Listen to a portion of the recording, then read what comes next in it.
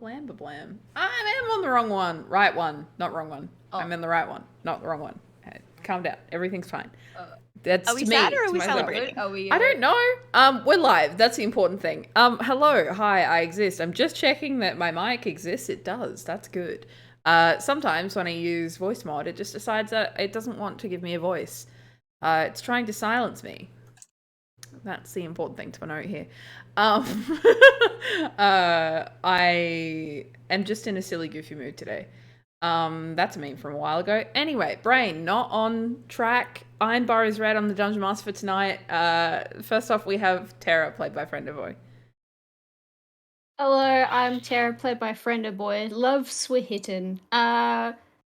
Terra is a... Jesus, my brain's gone.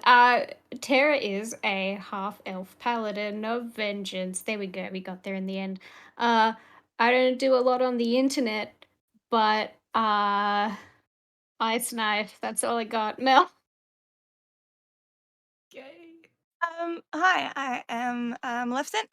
I play G. I got new glasses today, and I don't know if I like them or not. Every time I go, yes, I like them, I look at them about 3 seconds later and go, no, I don't like them. So, I'm having a crisis, an identity crisis, really, because this isn't what my face looks like. But you can find me all over the internet doing all sorts of stuff. Next up is actually meant to be Attenborough, who is off for this week again, but we'll be back in the next week. They are responsible for the music that we do in the channel that I'm not playing right now. We're going to start it up right now. There we go. So yeah, exclamation mark music. You can see more of the music. We also are missing... What? I already did. You did. Yeah. You're on it. We also have Friend missing this week, who's played by CatRoulette, who is responsible for our overlays, which is very, very exciting, and also the art that you see to the right-hand side as well. So wish them both well. Next up, Temi, played by Pastel. It's me, PastelSparkles. Play Temi, the Circle of the Moon druid. She's a furbog. She's tall, and me, I'm not a furbog, and I'm also not tall. I'm really living my best life out here. It's hot. Usually I stream, but mostly I think about this campaign, which I hope that you all enjoy today because we're all leveling up. I don't know, no one's said it in chat yet. Eludere, you're next. Hello, everyone. I'm Alishiera. I play Eludere, who is a Drow Way of Shadows monk. Nothing really big's happening to her at the moment. I don't know, she's just chilling. Nothing, don't worry about it. She's just, hey, we're just existing in this reality together. Yeah, okay, cool. Yeah, good to know. Sorry, I'm just... absolutely bullying people. Not really, actually. Bullying isn't funny, except when it's to your friends. Anyway, I don't know. I'm losing my mind, I think. I don't have much of a brain today, so I apologize in advance for that. But you are still going to witness me being here doing stuff while I do that. Now, I could recall every single thing that happened in the last episode off the top of my head, but I won't, because I'm going to talk about the good and lordly work that Friendoboi does to give us recaps of what happened in the previous week. Because if I tried to tell it in order, it'd be like, we did this thing last, and then we did this thing first. Oh, wait, but it's important to note that we did this thing here. Like, it would not make any sense. So, it's important. It's in chronological order now. I nearly didn't say chronological correctly. It's fine. We continue. Anyway. Important to note, episode 17, and also for the previous episodes, we're leading up to the party trying to remove a rock with a human face, who we all deemed it having the rock's face, and a bunch of harpies that were terrorizing Eberus, which is the orcish city in the icy mountains of the Frostlace Mountains. Far away from the city, just kind of chilling, killing, having a great time. The party on their way there encountered the Quick Shades, a mercenary group who were responsible for moving about some cargo. the group suspected that the cargo that they were carrying was responsible for, sorry, I'm watching chat at the same time, was responsible for taking her family's sword, something that she had been searching for quite a while at this stage. So, party gets there, they find all of these quick shades fucking murdered, done for, and they find out sword's not there. They go, well, shit. And then they locate object, find out it's still further in the mountains, and like, well, shit, we really need a rest. So they go into Everest, they go and not really realize necessarily that they're going to see Bulla, but they do go see Bulla. They also let Dale go, who was a quick shade that they decided to adopt momentarily and give him a bunch of money, and he literally just won the lottery that day, really, honestly. Because he got healed and everything. He could have just died. He could have just been dead. I fully had it. I designed him to die, and now he's not. He's out living his life. Hopefully turning it around. Who knows? But anyway. We did kind of Obi-Wan Kenobi, like, you don't want to sell death sticks anymore at him. So he should be living a better life. We hope so. You better. We hope so. I'll find him. Yeah, or he'll find you. Who knows? Anyway, it's a Conrad Werner situation. Sorry. My brain. Please. Interesting connections here. Anyway, party meets up with Bulla. Bulla goes, yeah, we'd really like some people to remove this rock with a human face. And they're like, wow, great. We'd really love to do that too. Let's work together. You pay us to do the thing we're already going to do. And that'll go really great for us. And then everyone goes, sweet, good deal. I'm going to come with you, is what Bulla says to the party. And so they go off together. They ascend into the mountains and they eventually find the rock with the human face after speaking with some harpies who were not very nice to them. Not necessarily not very nice to them. They were just kind of like, I'd rather eat you than talk to you. So, you know, that's the thing. And so fight with the rock goes great. It gets stunned 120 feet up into the air after G has, well, actually 130 feet up in the air once G had lifted it 10 feet above. Yeah. That didn't nearly end badly. It plummeted to the ground. We worked out that in 6 seconds of combat, you fall 500 feet. So we now know that mechanic. I thought it was like fucking 10 feet. I literally thought you fell like a leaf in the wind. That's not the case. So rock went splat onto G and Bulla, but considering how D&D damage works, everyone was fine. Basically just went, wow, just gonna walk away now. Yeah, peace. Just solid peace. The creature, though, people might have forgotten this part. I like that I said I was going to read from the list. I did not read from the list. I fucked myself over this time. The creature actually turned to Eludere and said, don't Neath. But we don't know what that said because the rock died like 2 seconds later. You can probably work out what that potentially means. Tell us in chat. Don't say anything about level ups. Sorry, stupid. Brain money has already I'm happened. reading words. Huh? Oh yeah, it has. Sure, whatever. I didn't see it. Doesn't count. Can you post it again? Guys, Beth? everyone, this is what a promise from BurrowsRed is worth. She Nothing. made me make that tweet. They said if somebody said it would level up, there were no conditions. It was already vetoed that that cast couldn't say it when that wasn't part of the rules. And now she's saying that you don't matter, Red. I'm not saying that you don't matter. I'm just saying there is a lot of laughing in the chat and I'm stupid and I have one brain cell. Sorry about the pitbull memes. Huh? What? I'm sorry about the pitbull memes. No, please continue. Please continue. It's just that, okay, so whenever things happen in D&D, I go back to read them because my brain is on one track. Yet, I can do 3 things at once, yet when I do this, it's like, I don't know, brain doesn't work. Anyhow, not important. We're meant to be getting into a recap. Basically, essentially, I'm going to do this in like 3 seconds flat. Ice breaks. We fall into a thing. Terra, G, fall together. It's love. It's great. Love switten truly and well and truly was what I meant to say, but whatever. They go down there. They can't get back up. There's no stairs, so they can't go back up. But there are stairs that go down. So they go down the stairs, start feeling some tremors, and like, fucking shit, that's gonna suck. Walk into a thing underground. It's basically a city, town square type thing with a temple in the middle, 2 pedestals, one with a broken statue, one without one, and then 2 little pedestals with some symbols that correspond to the ones on the statue. It's pretty fucking cool, pretty fucking sweet. Lots of blue flyer everywhere. That's great. That's wonderful. It's so good. Until Purple Worm comes up from the ground and goes, I want to eat your souls. And they go, well, don't want to do that.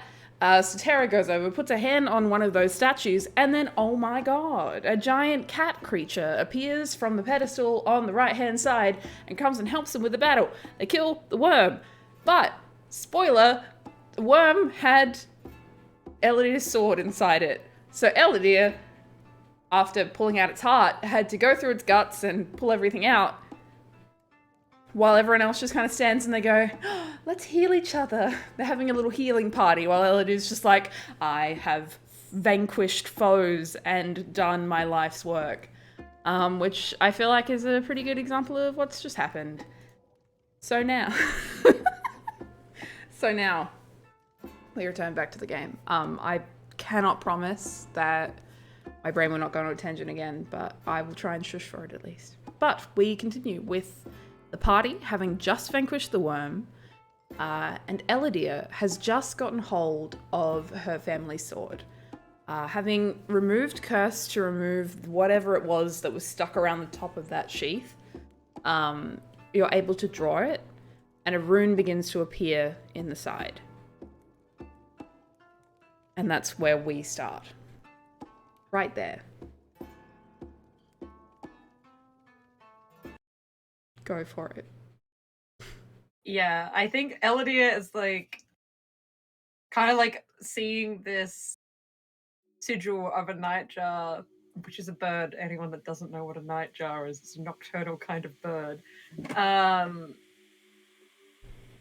And kind of looks at it and like looks at everyone else and has very mixed emotion on her face of just like, this is exceptional news that we've gotten this back, and shit, this is not what I expected to happen.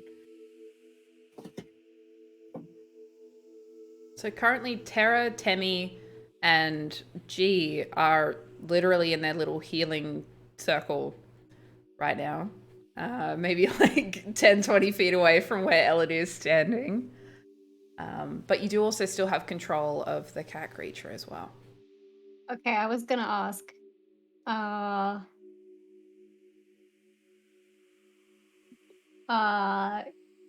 Do we do we want to legend lore this shit? Do we I don't know. Wait, I forgot that I had the big cat, and so I've only just opened up the stuff for the big cat now, and Do it to him. So yeah, you move over to Eludere and interact with her a little, I guess. yeah. Cat creature's like perched beside you both, just kind of arms down, loafing as you would as a cat. It's not doing the keyboard cat like dun dun dun dun dun, dun while we're all like waiting to figure out what we do. Maybe. I thought loafing would be cuter, but we did get it to dab earlier, so I don't know. Yeah. Like That's his ambient, like, you know, when fighting characters have like an ambient animation. It's his keyboard cat. That's it.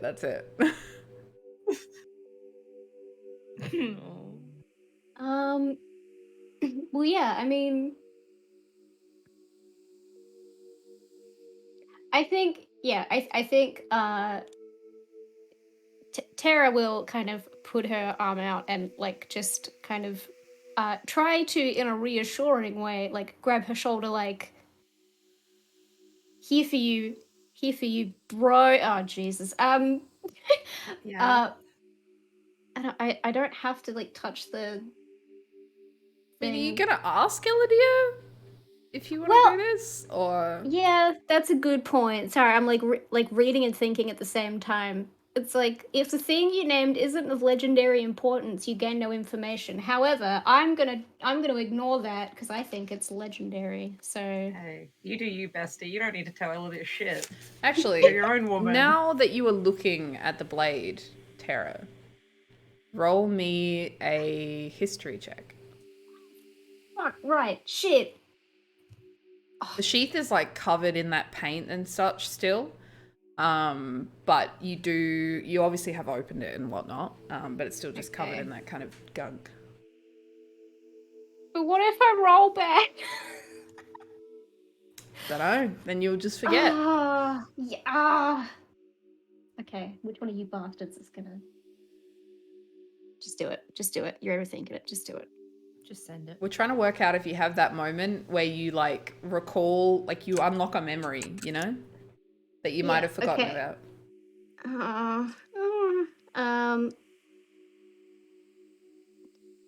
12. Look, it's more than a 10. You remember this blade. You remember seeing it and like, as you're looking at it, you remember it in the fighting ring of your school. You remember it being used in duels. You can't remember exactly who was using it, but you do remember it being a part of a display while you were there.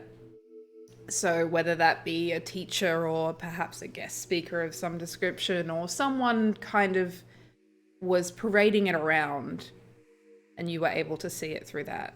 You just can't quite recall exactly by who, but you know that it was there and that's where you would have seen it. So like you would have been in your early teens, maybe even younger than that, when you would have seen this. Shit. So it's like it's not something that was like in like a cabinet somewhere. Like, look at this trophy from a guy. Like, it was being openly used. Huh. So like I don't, well, I mean, I suppose I only rolled 12, but like I recall it being used successfully without the blade being like, get off me, bitch, like as much as a blade. Because it was like fighting back against the Quickshades guy. You've assumed that from what you've seen on his body. He had the cuts on himself that kind of suggested that he was cut by his own blade, essentially. Obviously not to death, but kind of use injuries. Okay. Yeah, I will say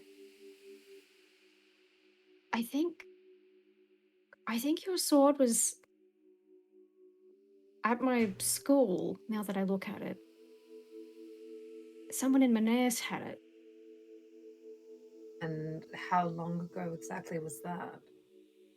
A few years at least. I can't remember who, but it Could was potentially, being used. just for an idea of maths, because I also need the maths, like 15 years ago at max. Oh shit, okay. So, wait. Like 10 to 15, roughly. If you're 25, that's... 23. Yeah, 23. It's still about right. Okay. But, yeah, 10-ish years ago, maybe. That is weird. Looking down on the blade, including Eludere's, how many sigils are there now on it? So there is 7.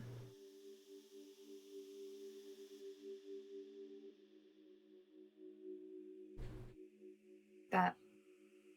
Alright.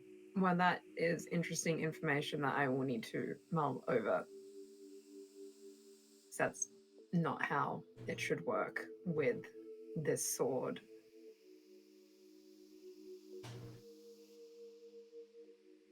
Are you alright? Well, I mean, probably not, but how are you? Yeah, no, I'm fine. Got to rip the heart out of a giant worm. And have the family sword back, most importantly. It is just an unexpected turn of events that happened after I got it back is all. Is Temi close enough to be part of the conversation? I mean, if you think that she would have moved over by now, like, absolutely. I don't imagine you're just like NPC idling in the corner or anything. Just G and Infosing. Temi like touching each other. Just for like 10 minutes, just like, we good. We got it. We good. Yeah, Temi would, because she doesn't understand what's going on at all.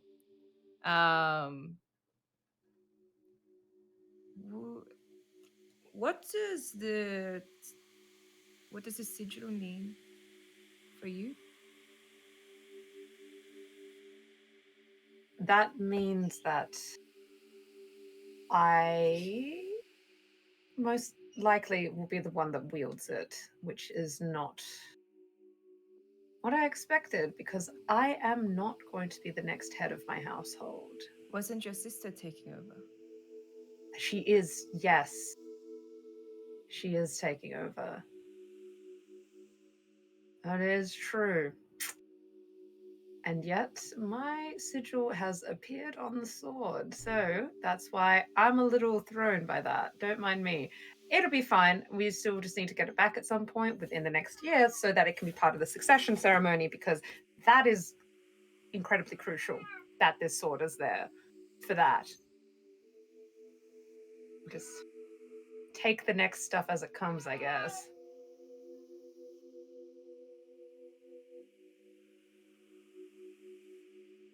I don't mean to sound ignorant, but what are you going to do if it's you that's meant to succeed? I'm not sure. Honestly, that was never part of the plan. The plan was for me to get it back to Ayara. But it is not unheard of someone that's not the head of the house to hold it. It's just not ideal, not typically what happens. We'll work it out. Yeah, we will. Eludere's gonna go and sit down. Have a moment. Yeah, of just like very hyper conflicting emotions going on at the moment. All right. There's plenty of places to sit down. Seems pretty quiet, pretty tame in here. There's like a small ringing in the air, but otherwise it's pretty chill.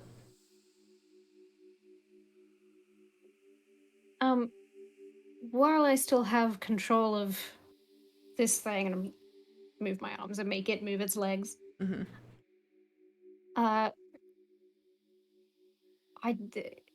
It has considerable magic ability. Would you like me to see if I can find out anything more about the sword?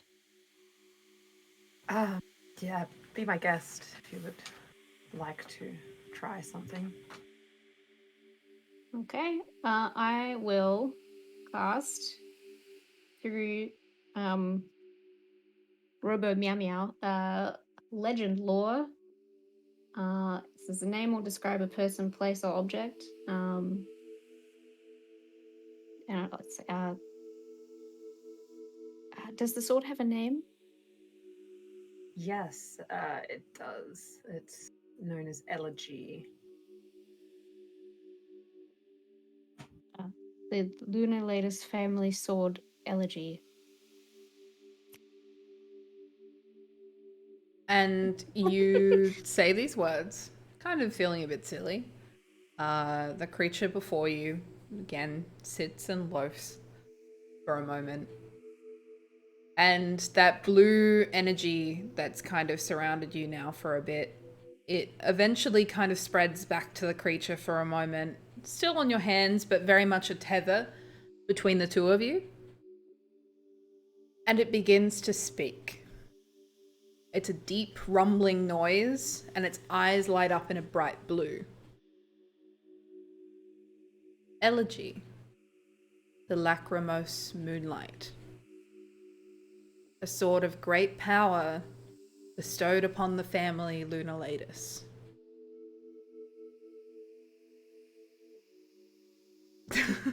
A sword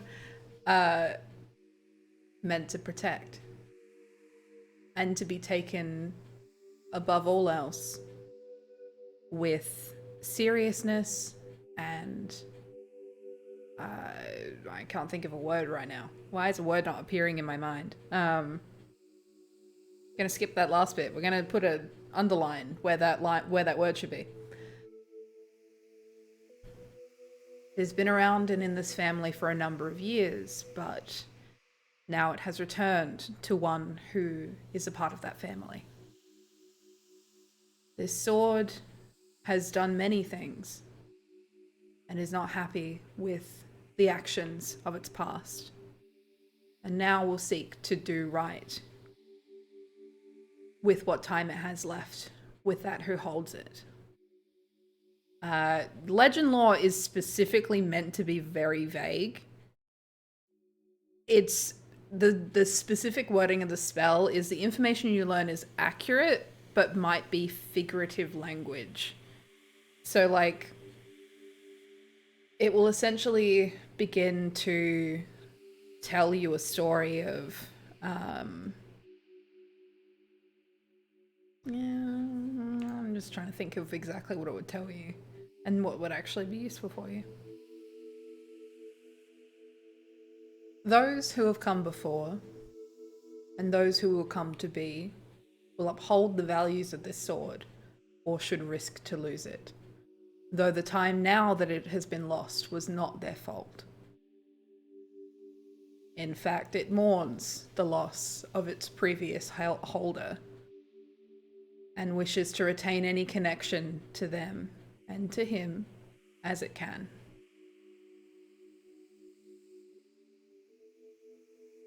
It now speaks one name in its mind right now as its immediate focus. Watch me fuck this up. Eludere, Eclafane, Lunalatus. Rings in its mind, now and present, potentially for months to come.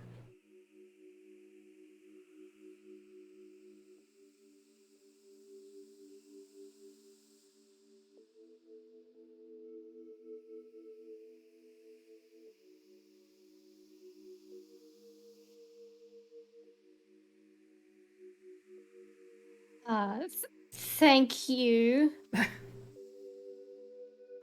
Oh, this is weird. I didn't know it could speak. Now I feel weird about controlling it.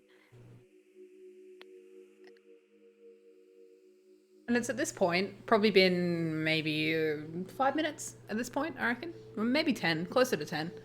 The blue light leaves your hands and returns back to the creature in front of you.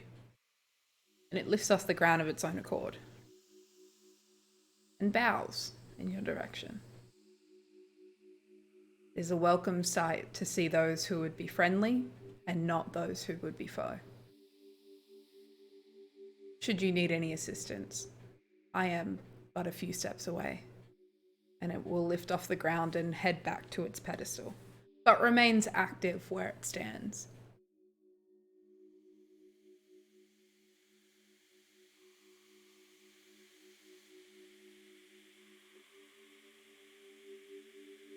Well, Eludere, was there anything in there that, I don't know, is what it said surprise you at all? No, no particular surprises with that. Elegy was wielded by my father for me, apparently, and he was unjustly executed. So,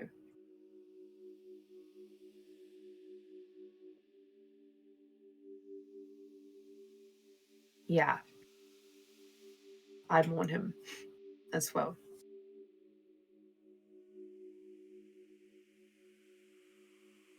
I'm very sorry that happened to you.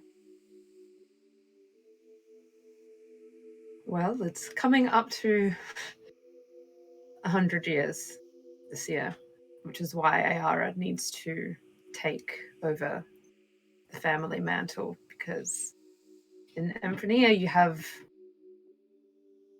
100 years that there can be no head of the house for noble houses. So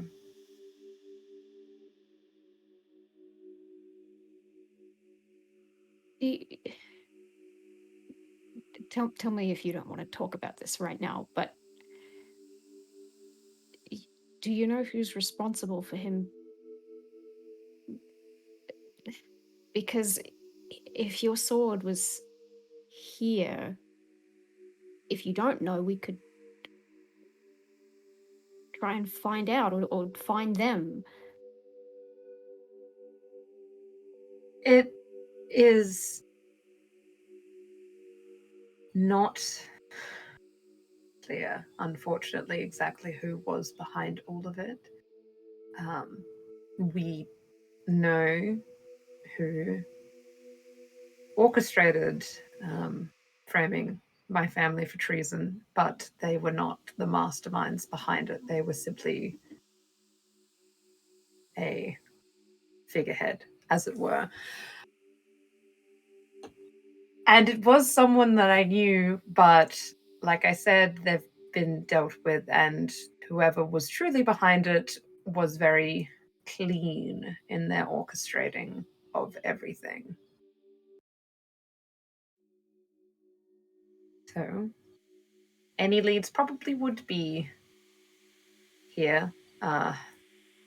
It was theorized that getting Elegy out of my family's hands was part of the reason that my father was framed for high treason. So that's one thing that's been remedied. But unfortunately,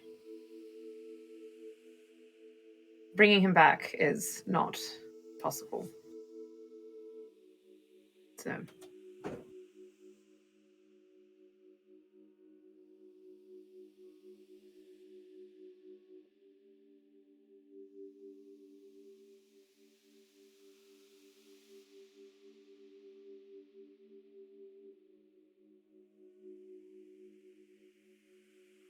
Well, in the meantime, I suppose we need to find a way out, other than the ceiling, I suppose. I mean, this looks like it was a Leslethi settlement, so maybe there might be information here, Temi, about what you're looking for. Or could be another pit into hell, but maybe not. I don't know. Do we need to rest for a bit? God, I don't even know what time it is. We should probably rest. Yeah, even just for a minute. And if I don't know if anyone has some kind of magic and get this off, and Alishiera hold her arm up, it's like covered up until like past the shoulder, like in blood and gore from inside of the giant worm. I will spend a little bit of time prestidigitating it, but also taking like a few steps backwards. Just like I always imagine that prestidigitation doesn't like magically make whatever's on you disappear. In my head, it's always kind of just been like magically like wiping it down and flicking it away. Yeah, like a barrier in between rather than, yeah. Yeah. So I'm gonna take a step back and blood's gonna kind of go. Oh, Pleasant. Oh. Thank you. Gee. We are in an ice cave. We probably could have melted you some water.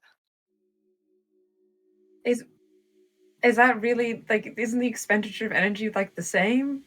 More, in fact, because you're melting water and then washing it off. Oh, no, this takes time. Ice knife, you say? A compelling argument. It is Melt the important to ice note, knife. because you're holding it, the markings off of the blade also disappear. Like the sheath. Good.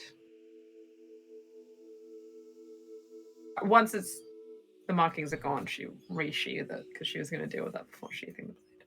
Yeah. And she'll tie it to her hip with her other sword.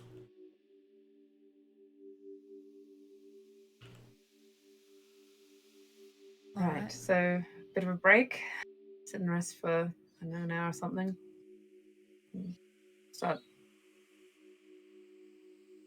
looking for a way out and rummaging through everything, maybe. Yeah, you said that there's a full temple in here as well. I would very much like to go have a look see Sure. at everything that isn't the worm. Yeah, it's fairly open Not to interested in the worm. It's fairly I'd open. like to never look at the worm again. The temple in the center is more like your typical like pantheon temple. It's open, columned, and so therefore you can kind of see inside even from your position here. And as you kind of approach, you don't like. I don't know how to put this in any other way, but well, except to say the vibes are immaculate. Normally when you go to a new place, there is a sense of like nervousness and anxiety about what could potentially be there. But for some reason, this place feels calming and warm and nice. Like it doesn't feel, and not in a weird, I'm trying to mislead you, like you're secretly getting charmed kind of way. It's just that it feels safe. And as you approach, you see that the creature just to the right of you now that you've approached the temple further, is just watching your moves. Giant blue eyes that are kind of like ringed with fire, like that same blue fire that was on your hands. Just watches you calmly. You hear this subtle purring noise coming from the creature, despite the fact that it probably doesn't need to breathe. But, you know, it's fine, it's whatever. You approach the Pantheon Temple, and you're able to see inside that there are a number of statues inside.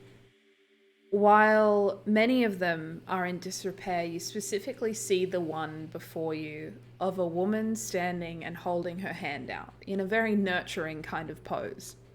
This is the same statue that you saw for Terra and G. You specifically saw this statue just before, what's her fucking name? Oh, Vina. day trip to hell? Vina, before Vina took you to hell, basically. Before she took you on her highway to hell, you saw this statue in the heart of the world where you completed your trials. But this time, this one appears differently. And in the spaces around, there are 6 other places where statues would have stood, but they remain crumbled and fallen to the ground. It looks like a celebration of the gods.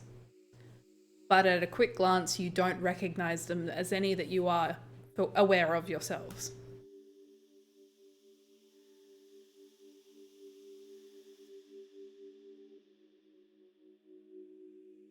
Guessing it doesn't have like a name in common. It's probably in Laslith. It's not like just a cheeky translation for you. It is. However, I do know that Friend can read anything. And you shouldn't be punished for the fact that Friend isn't here. Friend will appear out of their spider form for a brief moment just to be like, yo, I'll read this thing for you, and then jump back in. I believe they'll go something like, hello, and then begin telling you what it says. But it only says 3 letters. And beneath the woman's statue, it says Pax. Yes, I know that sounds like Pax, but it's called Pax. Bear with me.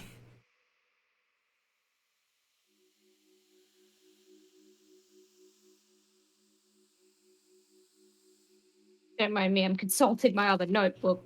It should sound familiar, but you wouldn't have heard it before. I will give you this for free. Pox was the leader of the Laslith that you spoke with in the Astral Sea. This is all incredibly a time to explain to people who don't know what's going on. But the party did speak with some of the Laslith who were sitting in the Astral Sea fighting back demons, and they spoke specifically with Pox, who was essentially the general of that area. She was commanding troops and such to repel the forces that were appearing out there. But this is Pax. So obviously, in some way, shape, or form, the name Pox has come in from Pax. So, there you go. Yeah, it's just Conflu. So it's like that's the full name. It's not like there are other letters that have been kind of worn away. Like we get the sense that's the name. Yep, that's the name. Okay, cool.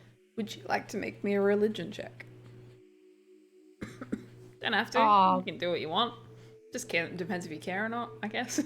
I mean, I care. I can't guarantee. I mean, if everyone else would like to join in, please, so that I don't eat shit. I'll join for a cheeky laugh. All right. I am very interested. I think anyone would be able to get this. You don't have to have any specific pre-knowledge for this or anything like that. So. What were we really? Religion. I got an 8. An 8? 18, baby. Ooh. 22. Nice. And was Eludere rolling as well? I don't think for this. Eludere's kind of got her own hot girl shit and mental gymnastics she's doing over in the corner. So. That's very fair. Very, very fair. I just need to find.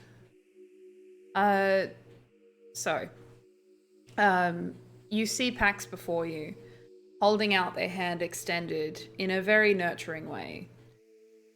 For you, G, and you, Temi, unfortunately not for Terra. Not immediately, I guess. Like, she looks nice. That's the important thing to note here, I guess. But for G and Temi specifically, you note that having some kind of understanding of religion and how they set up their gods and deities and how they revere them shows what they kind of are linked to, if that makes sense. Like the way that they do their statues and the way that they depict them is very important in telling the story of who they are. Pax being placed at the front of the temple indicates to you that she's very important. And in fact, in the hierarchy of Pantheon, could potentially be the lead honcho. But also the nurturing kind of aspect to her signifies that perhaps she is in some degree of some kind of nurturing realm, you know? She's responsible for example, like if you're thinking about Greek, like you could Like think Hera? about... Yeah. You just don't know what. Yeah. That's the only thing. You don't have a history book that you can pull out and be like, yeah, this is what this is. So, yeah. That's what you see.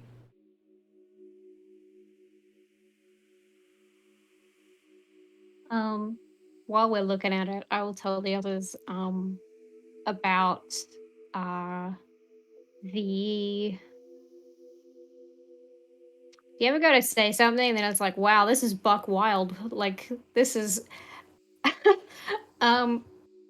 So, just before we left Denigend most recently, in late September, we went into this thing like a Laslith ruin called the Heart of the World. And this same god person, Pax, there was a statue of her in there, and one of the Arinyes, like Furies from Hell, Not there are very few- nice. Yeah. That's when they dragged us to hell. But the one that she was referring to Pax as like a bitch or something. and saying, like, wanting to tear the statue down. So, I mean, I don't know if that means anything right now, but I just thought you should know the connection at least.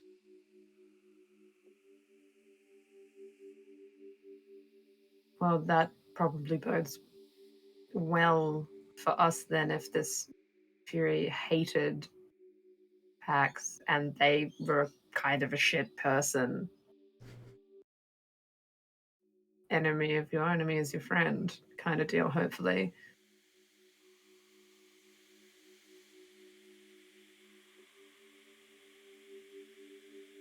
Usually works out. Oh shit, that's the other thing. The other thing was, you aren't from here, so I don't. The king was assassinated. Might have heard about that. Did hear about that one. Yeah. Yeah. So that happened at G's birthday party. I don't know if you guys can hear my stomach. That just is that. Wow. Can you chill? I'm not even hungry. That was. Do you mind? um.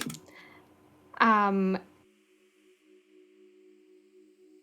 That happened at G's party, but when we went into this ruin thing, his body was there. And it was like healed somewhat and being kept alive by this Really strange creepily arcane. preserved, yeah. Yeah. Yeah. Like when it happened, I examined his body and the wounds were not there. Like they were healed. He was not very well when he was murdered, and he looked healthier than he had when I met him that one time. And Queen Carter was telling us something about this ritual needing to tie yourself to the realms or something like that for the good of the realms, and they wanted her to do it, they being advisors and stuff. But it was tied in with all this kind of Lazarus religious stuff as well, I suppose. So I don't We've know where I asked was. her to put it off for as long as possible as well. Yeah. Yeah. Is that tied in at all with... I'm not gonna lie, I'm not very proficient in the field of magic, better at hitting things. However, I do have an invested interest in gemstones, and when I was tracking this for the last too many years, that anchor that I showed you previously, is this tied into that somehow? I don't know if it's directly, but it's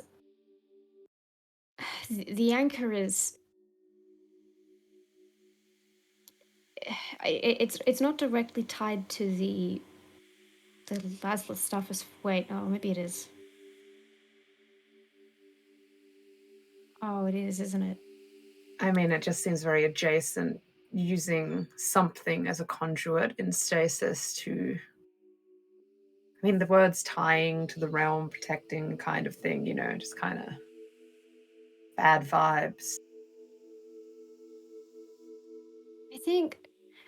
Okay, this was like super duper.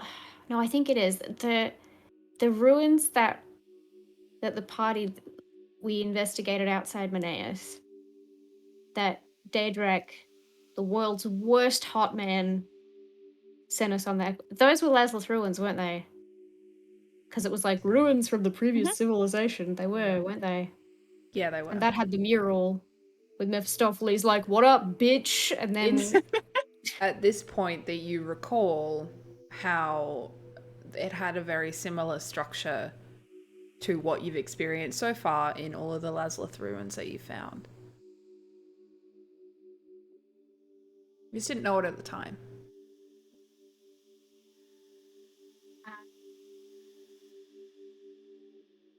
yes, it is tied in somehow. Mm. Yes. And now, well, oh boy, there was a mural in these ruins that showed Mephistopheles, and like this orb was there, and there was like a city, like a settlement of people, and something to do with this orb. And I didn't know, we didn't know anything about the Lazlethi at the time, but I'm guessing that would be them. But then we had a friend with us for a time, Ashka, who's from Ostelos, all the other. That same mural was somewhere in Ostelos. In Charisef, I think he said it's where he's from. So I don't know if that means that the mural and the orb are tied to the Lazlith, or they're tied to lots of different people in lots of different places, or that there are Lazlith that went, Lethithi rather, that went to Ostelos. Oh boy. What does it mean? All I know is we're becoming like real experts on Lazleith architecture. The When this Animus is all Hall done, couldn't we pay can you give enough. lectures on it.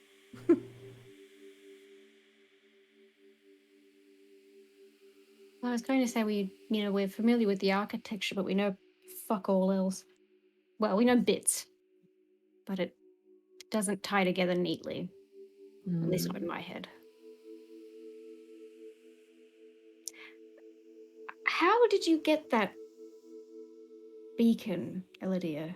I don't think we talked about that. No, we didn't. And she'll pull out like the dowsing rods that she had the first time everyone saw her.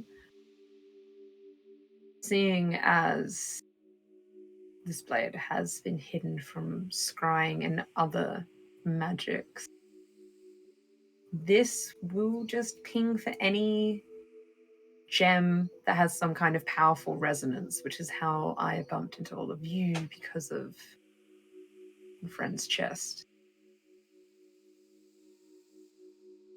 And I stumbled on it. It didn't have any magic left in it and was in pieces, abandoned, I assume, or lost, and was unique, so I held on to it, I guess.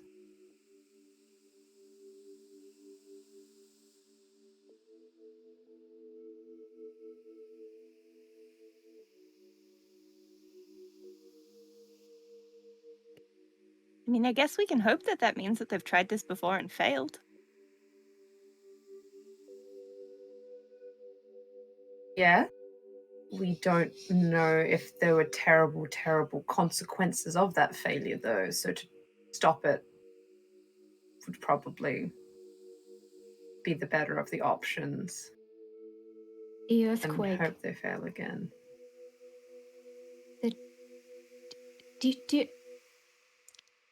There was an earthquake or something 20 years ago or something like that. Alpha Grolda talked about it a little bit when we were in Cold once. I've only heard it mentioned in passing. I was too young to really remember anything.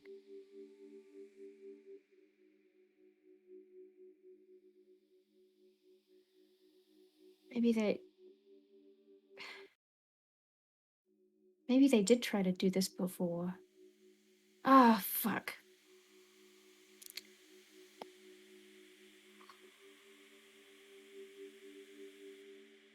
Well, Terra's gonna just like, I'm assuming we're all sitting down at this point, but she'll kind of stop, but she's gonna get out her slightly enchanted bottle of whiskey.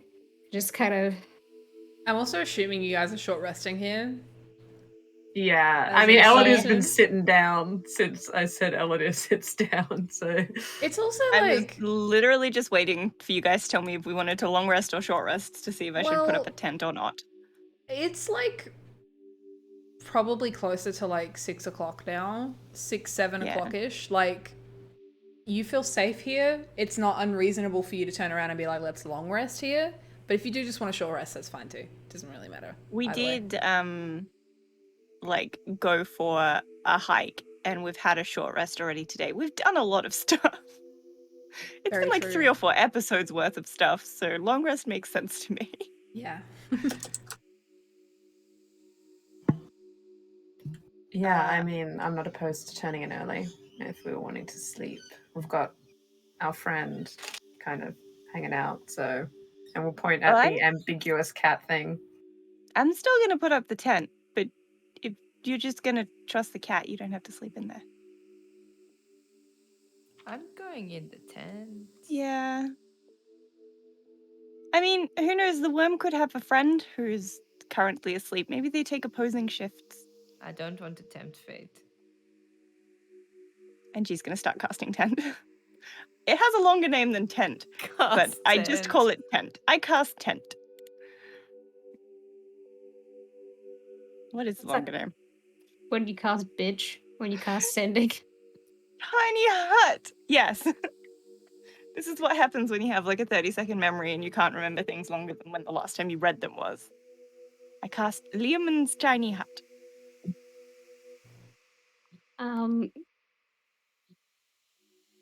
As she's kind of casting and preparing, I will go over to the cat friend. I'm just thank you for your help earlier. I'm sorry if that was uncomfortable in any way when I, made you do stuff. It's not uncomfortable to me. I am here to serve. Do you have a name? No. Would you like one? I have no use for a name. But would it make you more comfortable to give me a name?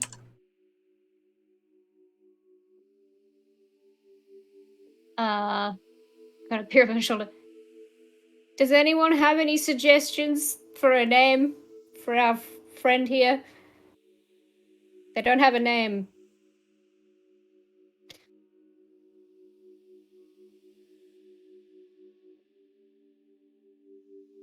Really big Shadow? Like Shadow, the cat. We've got small Shadow, we've got big Shadow. Oh, void. Void cat. Okay. How does Big Void sound? BV for short. Bevy. Oh yeah, BB, Get on the mate. bevies, Get on the mate. bevies for mate. the boys. Bevies with the boys. Bevies with our ambiguous cat friend. Yeah, yeah. A big void, with the absence of a name, seems to be fitting. Well, I'm Terra. Feels impolite. Eludere. G. Temi. Temi. Hello. I know who you are. Oh. I know who all of you are. As soon as you walked in here.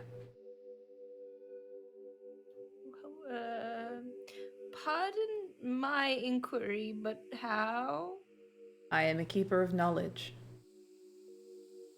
Can I ask you all the questions? You Right may ask now. me any questions that you wish. Temi pulls out her book and slams it down like, okay. Crosses legs, just like, all right. Yeah.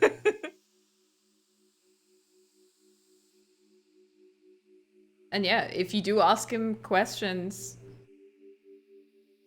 they respond. I have one question in particular I really want answered. Of course. So, I'm looking for this very special mushroom. It's important to my people. And I just want to know if you know anything about it. It is phosphorescent. There are many phosphorescent mushrooms in the realms, but I believe I know the one that you speak of. It's very common on the material plane. Where might one go to see them? I believe it's not too far from here. Not in the snow, of course.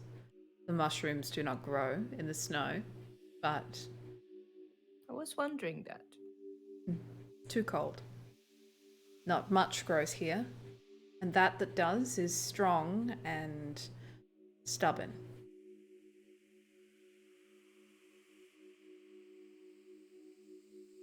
I'll keep my peepers peeped.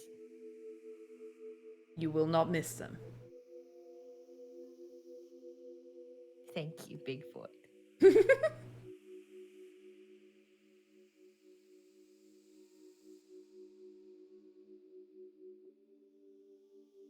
But yeah, he won't ask you any questions unless you ask it questions, so it's up to whatever you want to do.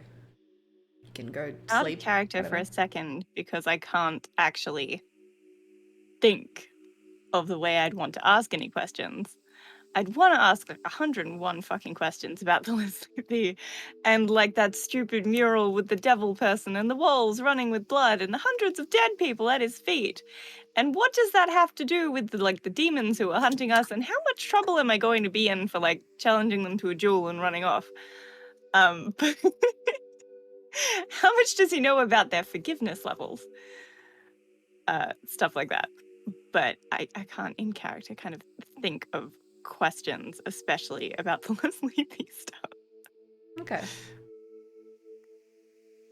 Good Can to I know. send you a list later? I mean, the idea is that you ask him now. I know. You can give me a vague idea of what the question is. You don't have to, in character, decide how you want to answer the question. Ask the question, if that makes sense. I just vagued about 3 questions. 4 questions? Yes, but I starting also with- have a 2-second memory, and all of those have gone directly out of the outside of my ear. Wow. Okay, specifically about the mural that I think we've now seen. Have we seen the mural in 2 different places now? You've seen it in, well, you know of it in 3 different places. You have seen shit. it twice, but you know of it in 3. Because you know of it in Charasif with Ashta. Oh, yeah. That specifically, I'll ask about. If he has any information on, like, who it is and if this is an event that has happened or if it's, like, a prophecy or all that kind of shit. It is both. It tells of the story of Lizo. Lizo was someone who had many ambitions. He was responsible for founding the realms initially. Lizo was joined by his sister, Lazona. Lazona was the responsible one, responsible for building the city, and which represents the beginnings of the realms here. And Lizo grew bored. Once the city was built, he decided that he wanted to move on to his next biggest and greatest adventure. He became a crypto boy. Sorry. He started collecting monkeys that nobody could see. Oh my fucking god. Yeah, that's it. He was tricked. He made a deal with the devil in exchange for power. And in exchange for that power, he would allow them a place in the realms. But he was betrayed. Fraser Blue, the Prince of Deception, tricked him into thinking he was a devil. Once he made his pact with Lizo, the demons had access to the realms via their access to the Blood Rift, which joined the Abyss and the 9 Hells and began a constant war between the two. That is what that depicts. Often, the end result is an amalgamation of both Fraser Blue and a devil of nondescript name to represent the deception that took place between Lizo and Fraser Blue. Which links up, for those of you who maybe don't remember, the first ruins that you found in Menaeus there was graffitied over the final image of the demon was a devil face.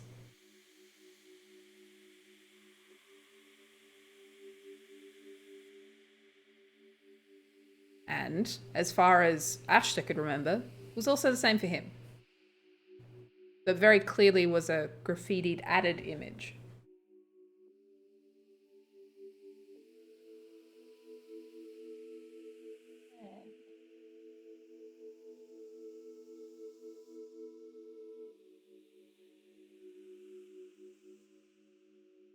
I can't believe it's been in front of us literally the whole time. And my brain went, "Oh, damn kids and their graffiti, trying to hide the truth from us when it's Yeah. feels bad, man." Some good world building. Some not great connecting the dots. Good question, though. Holy shit! I think that's the most clear. Like, we know what it is now. Oh, what's that rock? Which one? What rock? What exactly is this orb that we're putting back together? And how is it reabsorbing bits of it? And what kind of magic is it? Is it literally just a portal that needs to all be stuck back together? Or is there something else going on there? It is. I have actually been truthful to you the entire time. It's an anchor. All it does is open a gate to hell. Or more specifically, to be like the creature will talk back to you. Just because there was the comment about I've the always clearest told you answer the we've truth. had. I'm like, I met you an hour ago. Yeah, no, this wasn't from the creature. The creature was like, bitch, read a book. And if you present some of them to it, because it will just kind of look to you and not look very, it's just like, what? Not that it doesn't know what it is, it's just looking for more specifics. If you present a small bit of it, or even the empty one that Eludere has. What you have in front of you is pieces or parts of an anchor. They have been used for years, thousands and thousands, if not hundreds of thousands of years, for interplanar travel. All that they require is a significant amount of energy and also a piece of the plane that it came from. And it is able to force a creature of that plane to come through. Or, should the user so wish, perhaps a portal, or a tear, or a rift. The blood rift itself was formed through the use of such an anchor, and it took a considerable amount of power. It could do something like this on the material plane also. But it always seeks to come back together. They are not an evil thing, nor a good thing. Simply neutral, and only find purpose in the people that use them. But they always seek to be back together. And that's why they will always find their ways back together. Given that the people that are trying to use it are very, very bad, is there a way to destroy it? You cannot destroy it. If you destroy it, it will find its way back. But I don't think that you mean destroy as in erase, you mean destroy as in not be able to be used, correct? Oh, either or. If, like, destroying it would mean that it couldn't be used, then I would mean actually destroying it, like throwing it into a volcano or something like that. Inspiration from nowhere in particular. Nowhere in particular, yeah. Or, finding a way to keep it apart forever. Or, I don't know, burying one bit real deep in the ground so that nobody ever finds it. If there's one piece missing, can they not use it? Correct. We should have sent a piece of it with Ashta. The thing is, if you were to remove the parts and separate them, they would, over a series of years, find their way back to each other. Through one way or another, they find their way back. It is for that reason that even if you were to, say, throw it in a volcano, we're wondering, it would simply make itself again from the pieces and find its way out. But if you find a way to keep it apart, you could make sure that it's never brought back together for the time that you need it to. Time means nothing to Theoretically, most people. Yes. if we gave you a little chunk of it, could you look after it for us? Theoretically. This is just a question that I am asking without talking to anybody else in my party. Probably won't happen. You could. I can't pass judgment whether or not that's a good or a bad idea. But if somebody came and asked for it, you wouldn't have to give it to them because they'd touched the pillar. I cannot guarantee that. Oh, okay. They also may just take it.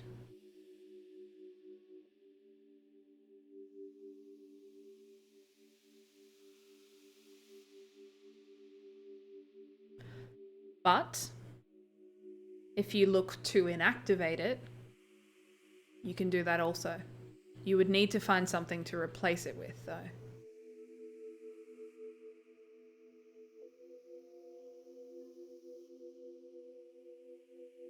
So if they're turned off like the one that Eludere has, you can't turn them back on? You can turn them back on. That it can very well be one that can be used again, but it needs to be activated. Once one is activated, it cannot be inactivated until its use, but it can change what it is activated to. You currently hold a rock that is keyed in for demons. You may change that to something else, something more in line with what you wish. Be right back, gonna summon an army of angels. Oh yeah. Could. I don't know how well that go, but you could. I'll say please. Forgo summoning the chaotic evil to summon the worse evil, lawful good. Yep. Feels good.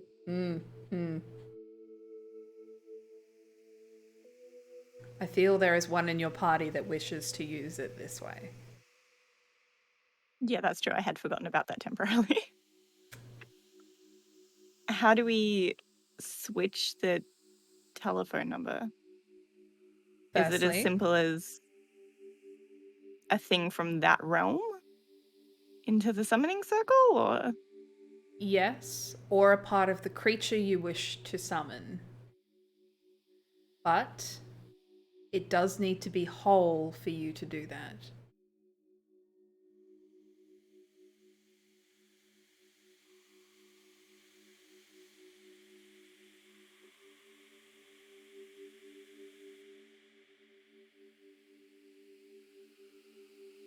Worst comes to worst. How do we turn that one on? The broken one? We've got the broken one. No, one no, that no, Eludere. because that's Eludere's also is broken? broken. Yeah. Oh, I thought it was just off. I thought it was just deactivated. Nah, it's like busted a bit. Ow. Not like hugely, but it's a little bit busted. Can we like Lego it together with the bits that we have? You could. Do you want to risk that? No. Okay, good to know. No, I do not.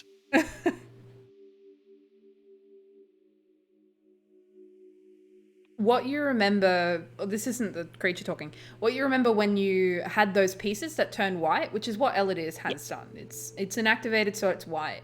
When you held the white pieces to the other pieces, they all became the same thing. You get the feeling if you use those pieces on that, it will then key in to be demon. And then you're kind of screwed again. But we'd have more of a cycle. So we also have to stop them finding any other pieces of literally any other orb as well. They aren't that common.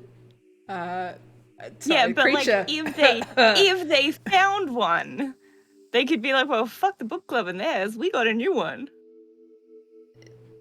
That is correct, but they Yeah. aren't as common as what you would feel that they are. We have like 1.5 of them right now. Mm-hmm. But from different places. True. Well, they could go somewhere else to grab one. Yeah, I like Well- this. Well, like a stock photo of like the man struggling to hold a salad, and it's like, oh, we have so many dragons and orbs. Like, wow, we just so many.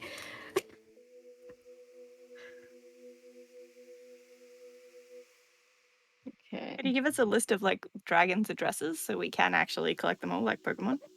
You could collect dragons if you felt like it. Just might need to talk to some more people. Like, as in, not saying that you don't talk to people. I just meant like, ask more people if they're dragons. You know? Do we know more dragons? You absolutely know more dragons. Rude. Yeah. The main problem here being we've promised all the other dragons that we're not going to tell anybody about them, so we can't just be like, hey, we have like a dragon sanctuary. It's a really nice tower that you can go to. We got plenty of dragons there, and like most of them are really nice. Reveal yourself to us, and we'll give you a house. A home. Book makes great tea.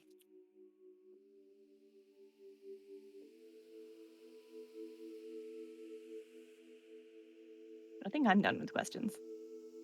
I'm going to sit here for a Just bit and maybe know think of more. That as an addition to your question about changing it, it can be done while the ceremony is being enacted as well. Yeah, because I think that was our plan already to once it starts, because we're probably not going to actually be able to like prevent it. To like Just hijack yeet it. friend into the center of the circle and they'd be like, fuck you! I summoned a Damatress! Yeah. I think if we do that, we'll have to like have like a proper capital P plan, because I think if I'm understanding it right, because we have the bits of the orb that we currently have in a little lead box in the bag of holding that I have, but they can't start anything until they have those bits. I mean, unless they found something else, but you feel Yes. like you'd hear about something if they had. Yeah, unless we like dragged the campaign on way too long and had way too many beach episodes, and Burrows was just like, they found one, it's go time. I've got plans, don't you worry. Oh no. Okay.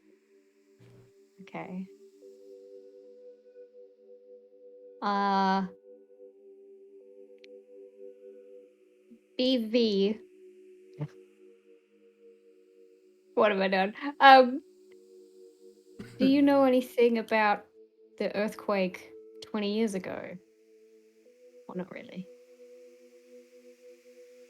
I know that there was an earthquake and an attempt to do what they want to do now. Any kind of large natural event is usually followed by someone looking to further their position or gain more power. Wasn't different 20 years ago. It wasn't different 1,000 years ago. Do you mean it was the same that an anchor was involved, or just that That an anchor was involved. The realms is a site of many a natural disaster. Plates underneath the realms here are like liquid, and the planes here, sorry, I said plates first, but I meant plates, like geology-wise, plates, they're very liquid. Planes here are also thin. There's always been a very strong demonic influence in the realms. Always. and the portal to the abyss under the realms, that's not the blood rift, is it? It is simply like stepping through a cave entrance. It is a natural part of the realms. It is tied to the Blood Rift in the same way the Abyss and the Nine Hells are tied to the Blood Rift. But it is not an opening to it.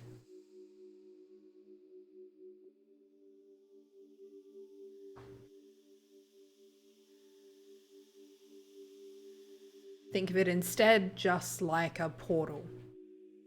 You step on the other side and you find yourself in the Abyss. So it's like a one-way thing? It is a multiple way thing. You can go forward, back, everything like that. But it's so far down, there aren't many people that come up from there.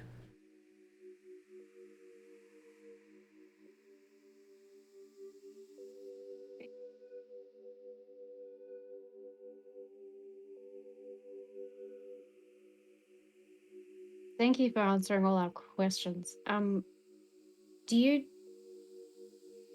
you know what happened to the Leslethi other than going to the Astral Sea? Like, what about everybody who lived here? They were slowly taken out. Not by anyone in particular.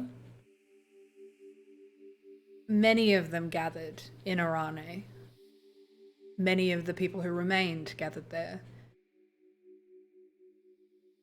The ones that you keep with you are all that's left aside from those in the Astral Sea. Many others, though, just simply went on to other civilizations. They moved away from here, finding it too hard to live so close to the demonic and devilish impacts here. Those who chose to stay, stayed as protectors of the realms.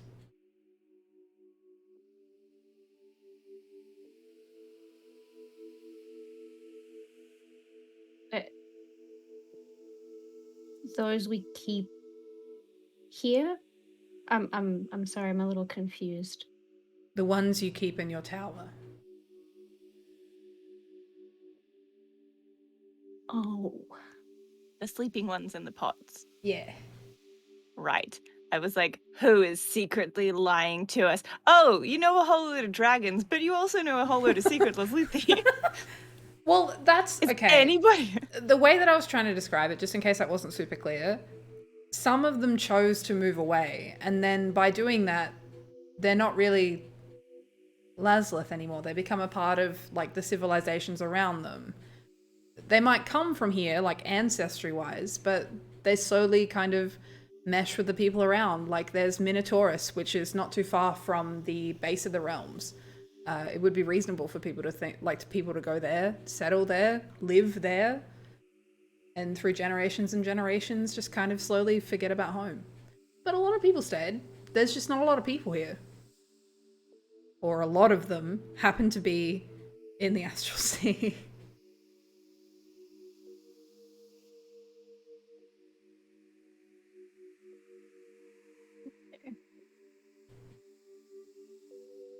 Um, this is probably a stupid question. You have lots of knowledge. Is there a way that, I don't know, maybe not magically, but is there a way that I could learn the language? Through traditional means would be best. Ah,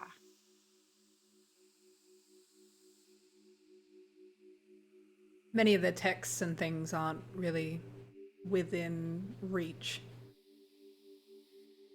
A lot of them have been lost, but there are plenty in the realms that still know the language.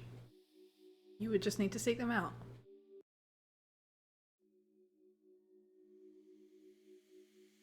okay. I think that's all I wanted to ask. Of course. Thank you. You're welcome.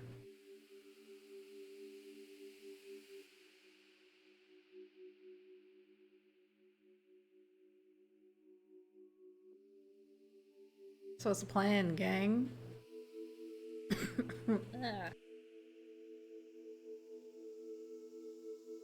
Sleep.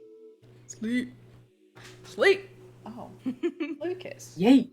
All right. So sleep is on the cards. Long rest. Where you resting? Because the I was tent. asking all of those questions, I would have set the tent up like basically right underneath, like between the cat's feet. Yeah, As they were so aloof. like close to. Yeah. Yeah, fair enough. That is perfectly fine. Is there anything else anyone specifically wants to do before they go to bed? I want to get Toddlington out, who's been sitting in a bag for like God knows how long now, and just give him a little kiss on the head. He is shivering as soon as you pull him out. He's just like, oh my god. Keep him in my coat. Like, Yeah. When you do, he just like his cheeks go absolutely red and he just like melts into your cloak and he's just like, nah. So yeah. thank you. Anyone else? Is the Sphinx, do we know, is that going, the ambiguous cat, is it going to disappear or is it just going to, like when we rest, or is it going to stay? You get the feeling that it was invisible before. It never disappeared. Okay. It just was invisible. It was the purring that we heard when we were coming down the stairs. Because I mentioned that. I'm like, did we hear purring? Okay. Very good. Never mind then. Yes, Eludere's not going to do anything before the long rest. All right. Okay, is anyone taking watch or are you feeling pretty confident in your position and your tent? I mean, I'll take first watch.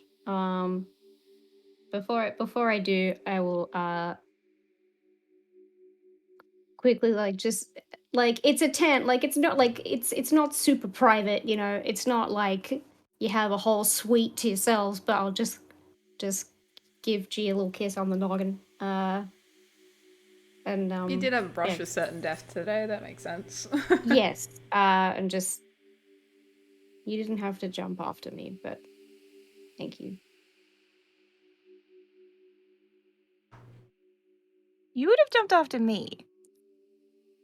So why would I not? You can't argue with me on that. I know, I'm not arguing. I know better than to argue with you, G. I know better than to. Hell yeah, But- you do. I am stupid. Thank you anyway. Of course. And then I will have a sit and look at all the things with my goggles. Look, I'm gonna make it gayer, and I have no apologies for it. I'm gonna fall asleep with my head in Terra's lap. Like, if she's sitting, if she's taking watch and she's sitting, if she's not like, I don't know, standing up and pacing, I'm gonna fall asleep on her. I think you're muted for us, Megan. You muted. I was going to transition into the next scene, but I guess I'll just die instead. No, don't, please. Gay dies. Yeah, truly. All right. Perfect. So, Terra, you take your rest. And as you're all kind of sitting for the night, slowly lulling yourselves to sleep, or in Eludere's case, more like a weird trance. That's more of her jam. Just kind of getting that inactivity down. You all get to rest knowing... you all get to rest knowing that you hear the sounds of the purring coming from the creature above you. And just get to hear that slow, jeweled sound across that kind of echoes like small little wind chimes in the distance. Eludere, during your trance, your vision is brought to specifically kind of... what does Eludere usually think of during her trances? varies on depending how bad her day was. But Today, tell us usually about it. probably home mainly. Yeah. Because she misses it a lot. So probably back in Lunalay, like on the mountains. All right, perfect. And that's what you begin to think of. You remember the wind blowing around you as you sit with a small picnic on the side of the mountains overlooking the beautiful city of Emperor around you. You remember spending your time traveling and moving around and such through the wondrous landscapes around there. And it makes you incredibly homesick. But this time instead, you move through what would be a familiar place to you, but it feels different this time. Walking through a small waterfall, in the sense of you walk into this place with the large waterfall falling around you, vines and such surrounding the place, and the moon projecting directly into the center of this small laked pool. And you walk through the water. It gets up to your ankles, and you move through the waterfall, a secret little place just behind.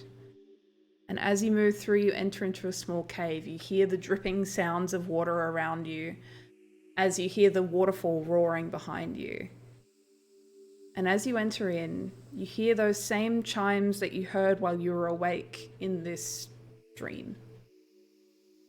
And as you look inside, you see a sort of makeshift bath house. Not a man-made structure, but pools lit by moonlight that comes in from the ceiling. And by those pools, you see two women. One with long white hair, obsidian-like skin, two blades off to the side somewhere, just kind of thrown away, not really caring. Covering her face with water and just looking at her friend beside her. Beside her, you see the image of another woman. And she also has that same ivory-like hair and clearly, they're clearly both very pretty. Well, we can say that at least. And as you approach closer, they begin to look at you. And they look back to each other. There is definitely a feeling of love and respect between them. And they stare back, and you feel the cold weight of the sword, Elegy, in your hand. And they rise to greet you, both walking out, their hair covering anything that would be untoward. They move towards you and extend their hand, and you reach for theirs, the sword simply levitating before you. Welcome, Eludere. I am Alishiera, and this is Saloon. We are grateful that you have found the sword, but we may speak with you a moment, if you please. And that, while you have that thought, is where we'll take a break. Because it's nearly 9 o'clock. All right, so break time. What are we thinking for a question? I don't know. I got no idea. What would your sigil be on the sword if you were chosen? What would your sigil be? Love that. That's a way fitting. I was going to say, two hot women approach you in a bathhouse. What do you do? Also a great question. Great questions. Either which works. What would your sigil be on a fancy family sword? Or two hot women approach you in a bathhouse. What do you do? Cry on both. Yeah, just cry. I am overwhelmed. All right. We'll be back very, very shortly. Appreciate your faces. Thank you so much for being here. And we will return for the second half of episode 18. I had to think about that for a second. See you soon. Bye. Wait, I'm not pressing the right button. Bye.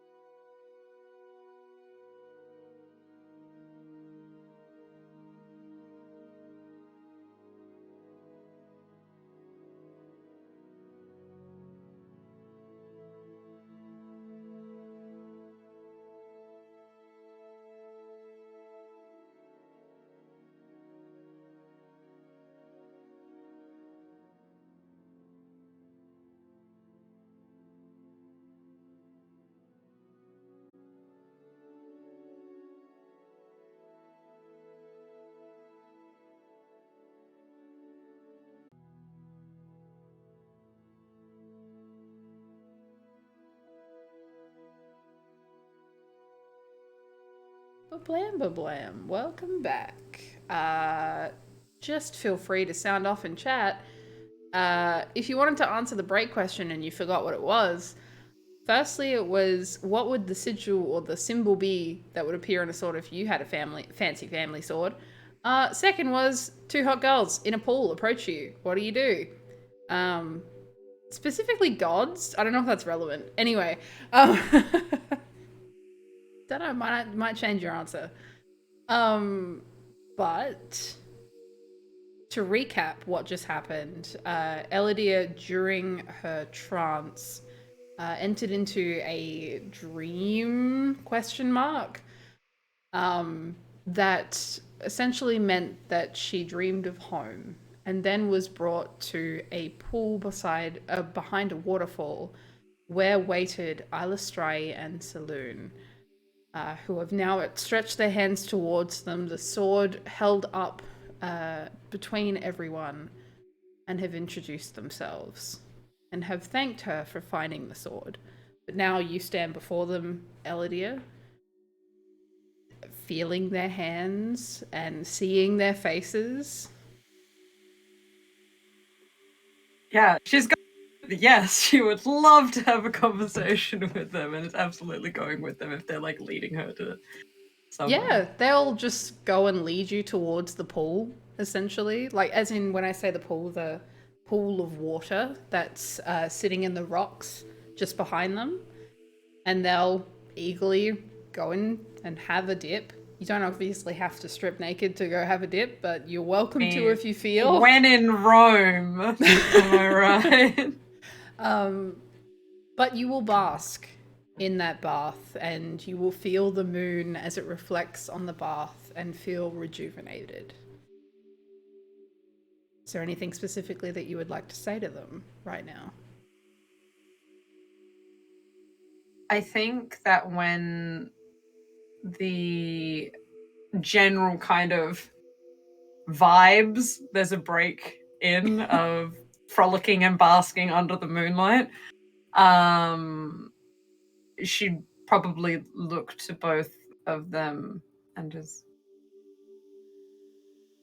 my ladies, may I ask why it's me that has earned the privilege of wielding this sword? I think, not in a condescending way, but I think Alishiera would kind of giggle. And you'd see these kind of like little moon-like shapes dancing around her, as Saloon looks to you and simply says, "You have found the sword, and we know that you will be the one responsible for bringing it home.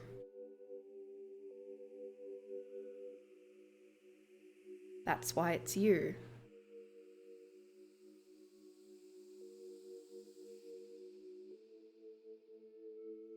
Forgive me, but I was under the impression that once the sword picks a bearer, that is a lifelong commitment.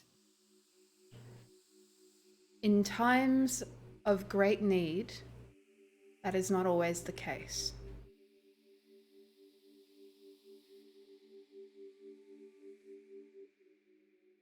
Well, I will wield it graciously until I return it to my sister. Of course. If that is what you choose.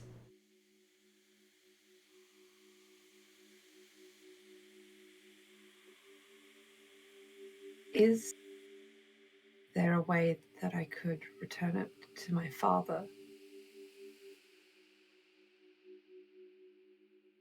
I think Saloon at this point would look quite a bit more upset. Saloon not as comfortable with the topic of the dead.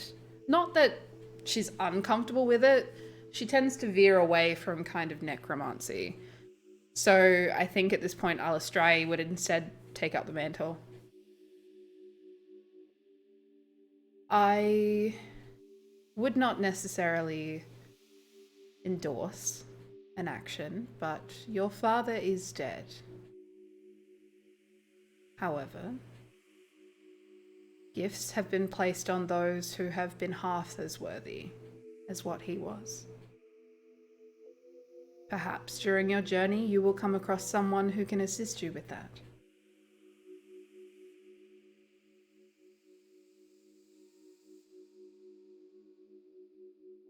I will certainly keep a keen eye out then. If you would look, Alanoon in Minotaurus, one of my followers. You may seek to her out for more answers.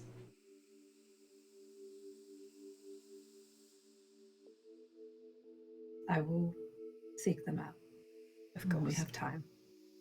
Of course. But for the moment, simply enjoy yourselves. The moon is bright and full tonight.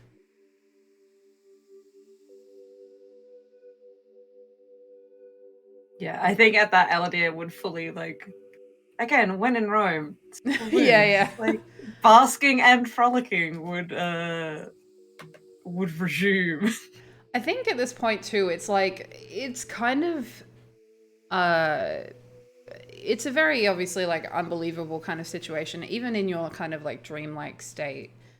At some point during the time, Alishiera will invite you up and you will dance amongst the moon as well, as Saloon simply sounds beautiful songs that she sings to you throughout. And eventually, after some time, everything will calm down a little and they'll gesture towards your things and the sword that sits waiting for you. Once you'll get up again with the sword before you, they'll both stand again and hold hands with each other and look to you. We have another gift. We would not expect someone to go alone with as big a task as what you have ahead of you. It is for that reason. We have a few people to help you. And from the pool, people begin to walk out. One of the ones off in the distance, there's multiple in this room, it's kind of set up like a hill kind of thing. Firstly, walks out a drow woman who is tall and strong, a warrior type. She walks out, a few scars on her face, but clearly very well-traveled and well-experienced. Second walks out... Hang on. Second walks out a man. Long white hair. And a very poised presence to himself. Third walks out another woman. She instead looks soft and kind, but very strong indeed. Next, another drow man, another drow woman, another drow man, and another drow man. But the last man to walk out, you immediately recognize as your father. Before you stand 7 drow that all share familiar features amongst themselves. They don't say a word. They don't move to make a word. They simply kneel before you. Saloon at this point will turn to you. They are in the image of your family, and they are here to help. Use the sword to channel them, and they can assist you in whatever you should need.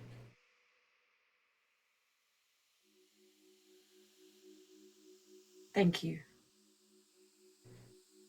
You may not recognize him, but Raphael, and she'll point to one of the 7 before you. He was also in a position of yours. He took the sword only for a small time in order to protect the Lunalatus family. You may find strong connections with him, and obviously with all of the others as well.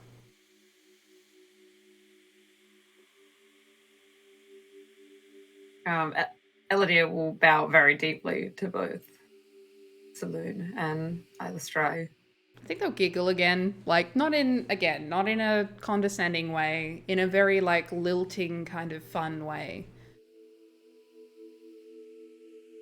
You bring a strong sense of family and justice that will do well while you wield elegy.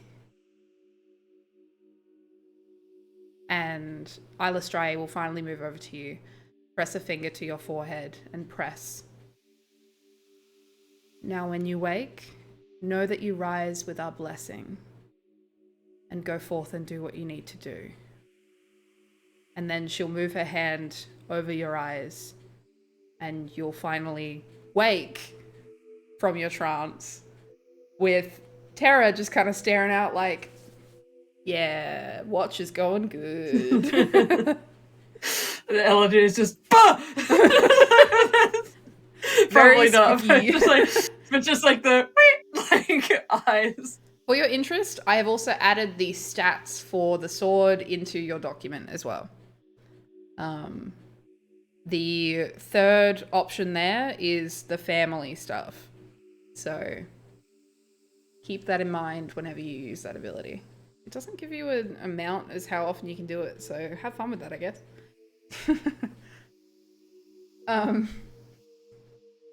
All right, Terra, more specifically, let's backtrack a tiny bit.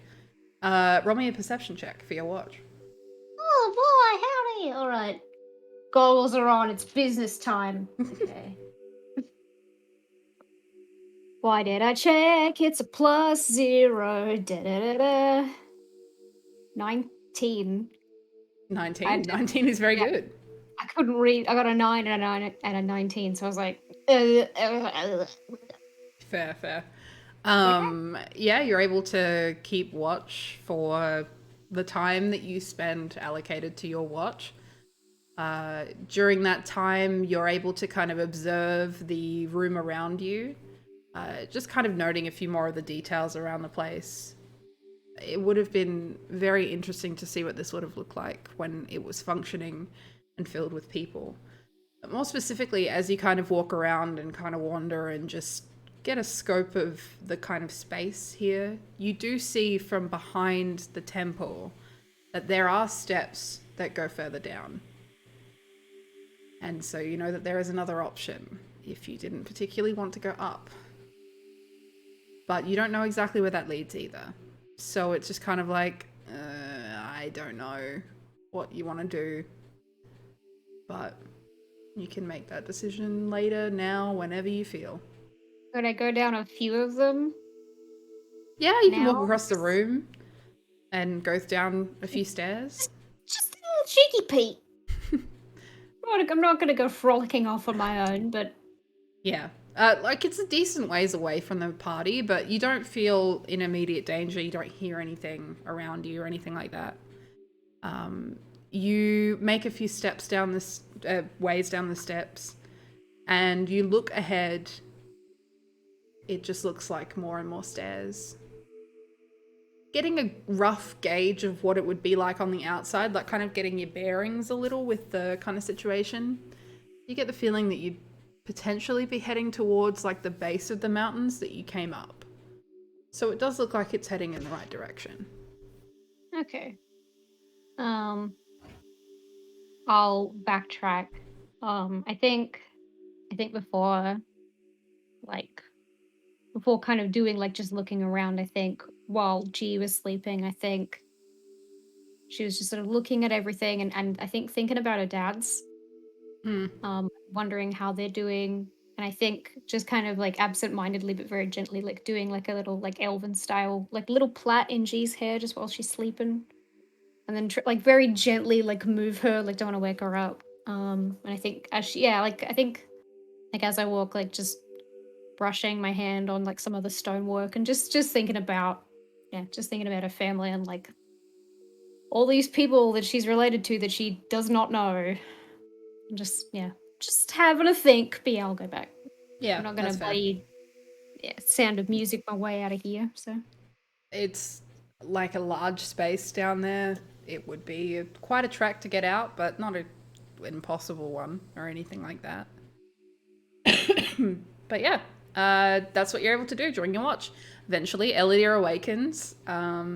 Who's up next? Who's your next watch? Eludere can probably take the last because she only needs the 4 hours, so she can probably just take the last 4 hours by herself, unless anyone wants to specifically. I'm happy to go next. Yeah. Can't guarantee I'll see anything. Temi. You want to go? Perception check, please. Oh boy. Lucky I have +5 to my wisdom. Because that's a 13. In total with the +5? Yes. It's okay. You kind of get to sit in this place, and for you, it's not uncomfortable in the sense you feel unsafe. It's just that you feel a little uncomfortable not being able to see the moon from in here. You can't see the sky, you can't see any of that, and that makes you inherently uncomfortable. But you know that it's dark, you know that it's nighttime, and that does give you some degree of comfort. You know that should you be outside and it were this time, the moon would be fully risen now. So that's something that's important to you. Is there anything that you're looking to do on your break? Watch. I probably would. So I know I've been collecting things to kind of like knit and crochet things. I was doing that back at the tower, especially because it's like quite cold. I want to knit a little like jumpsuit for Toddlington. Okay. Like a little baby's like jumpsuit. You can feel him on your chest, just like shivering. Yeah. Just something to keep him comfortable. Of course. That is more than possible. Yeah, that's all really. Okay. G just gets to skip her rest. She gets to just rest the whole night. Lucky G. Taking a real good long sleep. Yeah. Nothing bad happening at all. Just sleep. Of course. But then Eludere, you make up the last watch. Yes. 21. 21. All right. She got a passive perception of 17, so actually, never mind. It's passive perception of 17. So yeah, just spending the time on your watch, you feel that nothing passes your eagle eyes in this moment. You kind of still hear that chiming coming from around the place, and you realize that it's just the sound of the wind on the glaciered ice around the outside that's reverberating through the hall here. You also notice the path that heads further down into the mountains that Terra saw on her watch.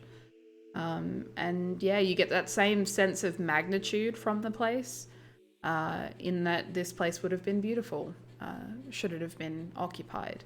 Even it's beautiful now. But yeah, that's kind of the vibe that you get from around the place. Is there anything that you want to do on your watch? Yes, she did want to go and talk to Big Void before everyone was awake. Yeah, sure.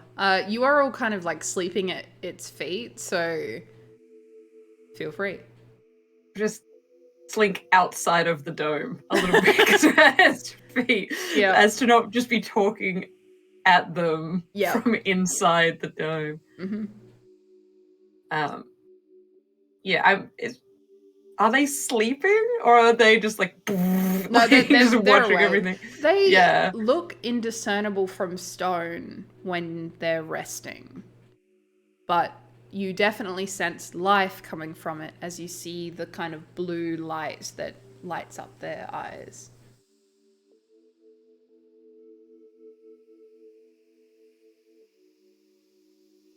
Void, can I speak with you very, very quickly before everyone's awake?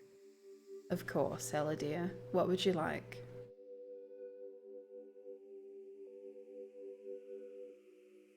So you knew all of us before we entered here. You just know things?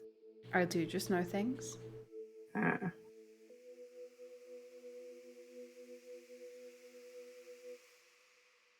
Was just wondering if you knew what was happening in Emperor at the moment at all.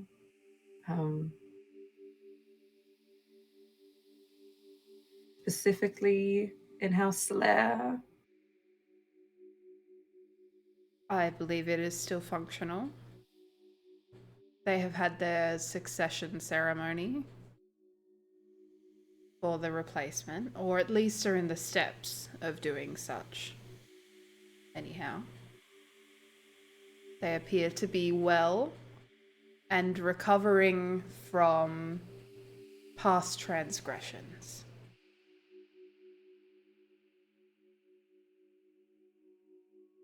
And it's Halcyon is taking over, is being prepared for the succession ceremony. He will be. He's not currently there.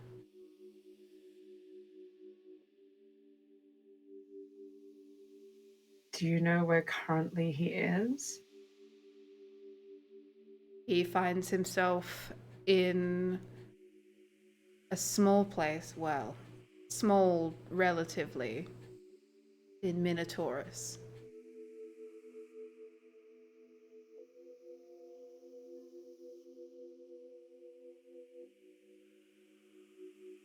Right. Yeah, I'm gonna think on that one. Thank you.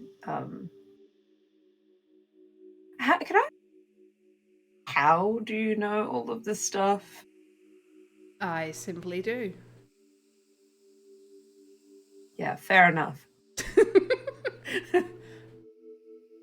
She's just like thinking that she just was in a trance talking to goddesses. So she's like, hey, bestie, good for you. Magic shit, I don't know, Yeah. man. I don't fuck with this stuff. I don't know how it works. I'm not gonna question it. For sure. She's gonna play it. So she was just like tinkering while she was sitting, keeping watch. And because she had 250-ish gold of gems that they'd found, she just picked out any of the blue ones and has just affixed them in silver and made like a little wing cuff for them. Sphinx don't really have, like, probably going to be really inconvenient on a paw, so Ed's just going to hold it up and offer it to them. They like, really appreciated you pinning that that worm down so I could rip its heart out. It was incredibly effective, tactically. Yeah, surprising how a lot of living things require a heart to keep living. Pitiable flesh husks. Preaching to the choir, bestie. Just as you offer up like the wings to it, it doesn't really have anywhere that it can keep it, but it does bend its head down to you. And if you offer it to it, you'll see that kind of the forehead of it will kind of melt away into sand a little, and you're able to place it into that groove, and it builds back up over the top. And it remains in its forehead, and it lifts its head back up into place.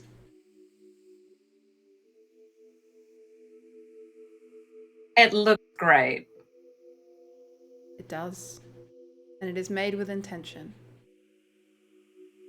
That is most important.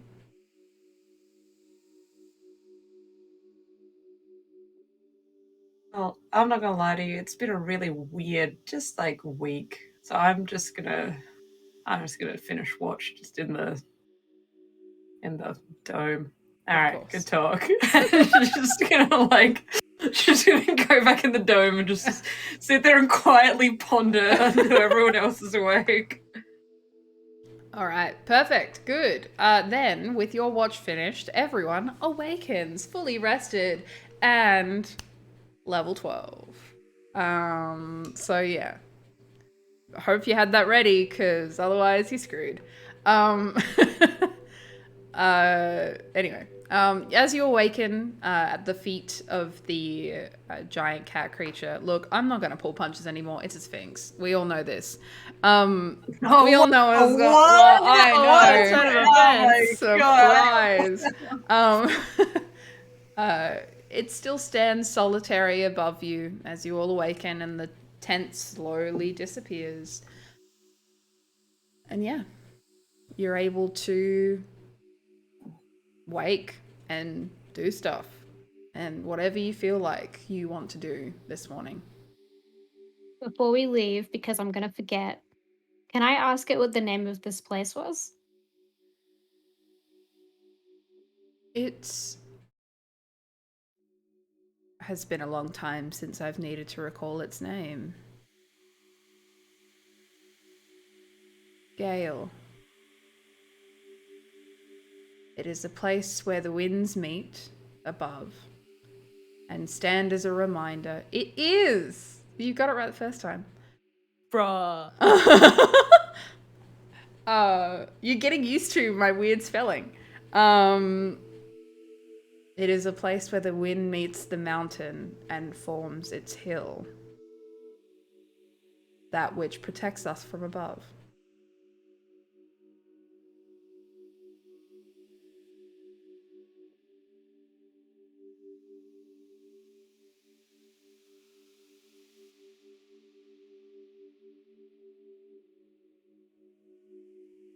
Thank you, BB. No worries. Sounds like you're saying thank you, BB. Yeah. BB. Eludere will give like a TLDR version to everyone of the vision that she had while she was asleep. Hey besties, dine with some goddesses. Hey. Got to do a lot of dancing. Wow. Yeah. Yeah, so that was something. Have you had dreams about them before? No. No, I haven't.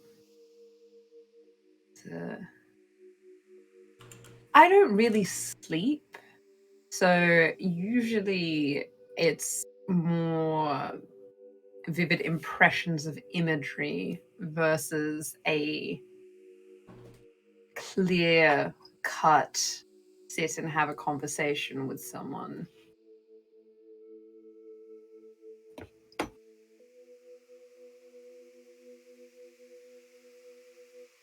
But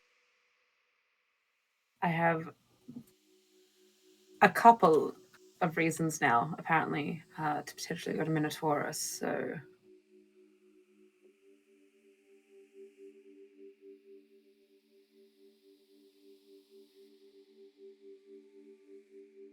What was the first reason again? I forget.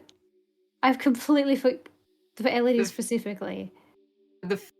So the reason that she would have explained was to find Alishiera's follower that could potentially help with resurrection. That's right. She did not say another reason, but she just said that I have a couple of reasons now to go to. Yeah, I mean, to be fair, I think as soon as Halcyons and Minotaurus, everything else, I was like, wow, we have to go there. Go to him. Oh yeah, I've given you no other reasons to go there at all. Yeah. No other reasons. We'll get there when we get there. It's fine.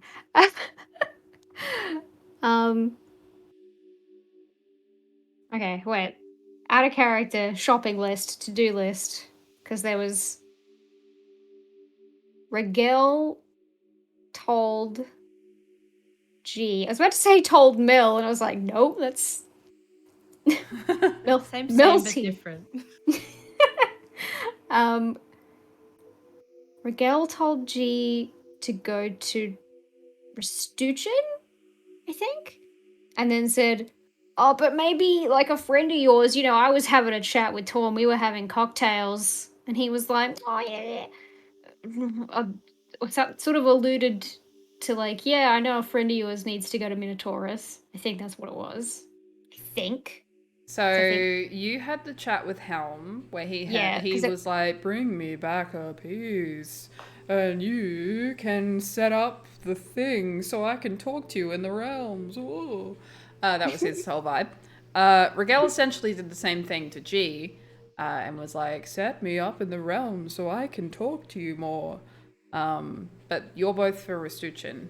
Minotaurus was not mentioned for that particular part. Oh, okay. Yeah. That's right. Because I think Terra just wants to go there to be like, oh, found a house. Wow, what a coincidence. Better go in. Okay. I think I got my wires crossed there. Okay. So then we have that and Also, what is his- Minotaurus, just to put this in context, you would have to walk through Minotaurus to get to Restuchin as well. yeah. Minotaurus is at And the I think- base of the mountains, and then Restuchin is just past that. And Ludan wanted to go to Minotaurus as Correct. well. Okay. Correct. Okay. I don't think there's anything else I'm forgetting. That's about it, honestly. Like, that you've explicitly been like, yes, we need to do this. Specifically in Ostelos. Anyway. Because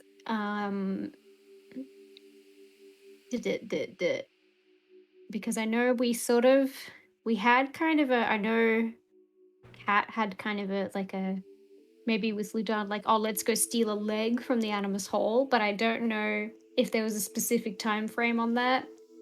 No, there was no specific time frame on that. Friend trying to convince Ludan to do a little bit of a steal, yeah. So no, I don't want to like necessarily make any plans to like go to, we have to go tomorrow, if that was something that was like, do you know what I mean? While Cat's not here, like be like, well, heck your plan. Ludan's reason for going there was just that he wanted to catch up with like his old circle of stuff. So yeah. You still have plenty to do here though. Like, I'm sure. Yeah. True. This is all like future episode stuff. You're not gonna get there today. I don't know about you, but I got some mushrooms to look at around here. Hell yeah. Yeah, brother.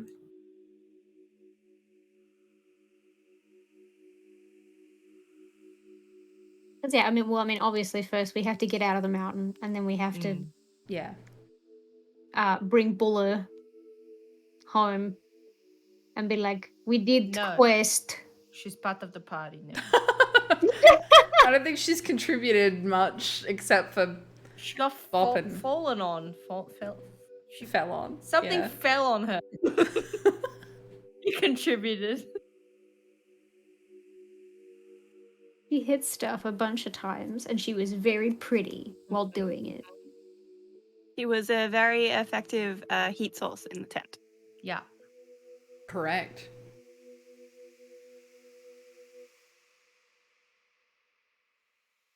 Well, for the time being, shall we get out of the mountain, I guess? I'll point out the staircase. Oh, wait, I have one more question for BV. Oh, holy shit. This might actually be important. Can I ask BV, because it looked like stuff had been moved around in the room up the stairs. Can I ask BV if they've had if they've had any other visitors aside from the worm, or like when the quick shades were here, or like anything about the people that have been here? If like I would recently. need something more specific than that. There have been people here. Yes. Red robes, bad vibes. The men that you pulled from that worm, right? Well, yeah, maybe those people. I don't know what they were doing here. Anyone else? I believe the best way of describing that is simply looting.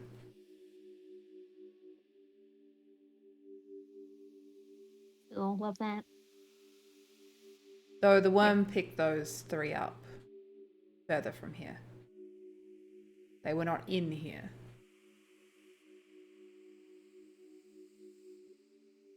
So the quick shades, what they weren't in here, or They weren't in here. The harpies and that rock that you encountered were using this as sort of a storage location. That's why it's been messed with. That's why it's been moved. It simply was their stash.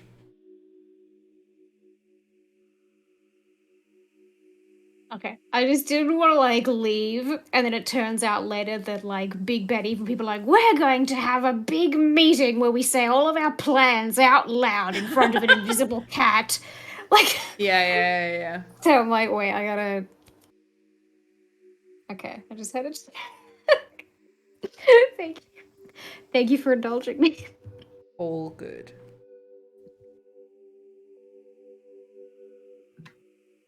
But yeah, are you looking to get out of the mountains? Head out? Yes, please. Scoot. Yeah. All right, no worries. That isn't too hard to do from here. Even if you ask Big Void if they can direct you, they will direct you out past those stairs and to continue on out, and that will lead you out further into the mountain. And as you walk down those stairs, you still continue to hear those winds around you beating along the ice from upside, until eventually you get a little deeper and you hear, or see more specifically, the ground itself is much darker in this area, suggesting that it's just a bit deeper than what it was before. And then as you're walking through, this is still all stone and paved and such, and the walls are built up around it to a degree. The roof is still exposed. And as you head further in, that is when you see, for two of you for the first time, but you've seen this before, that same mural, which begins with the people, just 2 nondescript people, setting up a town of some description, just a city with walls. And above it stands a winged figure that watches over the top. But then one of those original people moves away from the city and walks instead further and further up a pile of dead bodies. You can clearly see the blood pooling around them. And this is taking time. Like, this is a huge mural across the side that is taking you like half an hour to get to this point. Eventually at the end, this person stands and kneels atop the top of this bloodied pile and offers an orb, a dark orb, up to this creature. And you look to the right, and where normally Terra and G had seen a graffitied image across the side, you instead see a trickster-like face atop a large body that expands across the sides and reaches out a hand and holds in front of it a mask. But that's what you see, and huge, more so. My coughing just decided to be weird. That's what you see. And as you move past, that image ends, but you've now seen that in literally all its glory. It was huge, expansive, and impossible to miss. So G's made sketches of that before. Can I add to my sketches like the updated face Yeah, of course. and like anything else that's changed, but mostly like the updated face because we haven't seen that without graffiti before. Yeah, you absolutely can. And the mask that it wears is very similar to the one that had been graffitied on as well. Like those same 2 horns that go over the side, and still has a very sinister smile. But just instead, this time it is a mask. But yeah, eventually as you move through, getting a little bit further, you suddenly begin to hear the wind outside ahead of you as opposed to around you, and ducking through and moving through some rocks that get shorter and shorter and shorter until eventually you're basically crawling through and seeing ahead of you an exit. You emerge into the snow. It's very cold. It's very cold. And in the distance you see Eberus, and you know that you're not too far from home. Or from where you need to get to. And yeah, a couple of extra hours and you're back in the Orcish city. Is there anything specifically that you're looking to do before Bulla will turn to you all and just essentially be like, if there's not anything else, I'll head back, you know?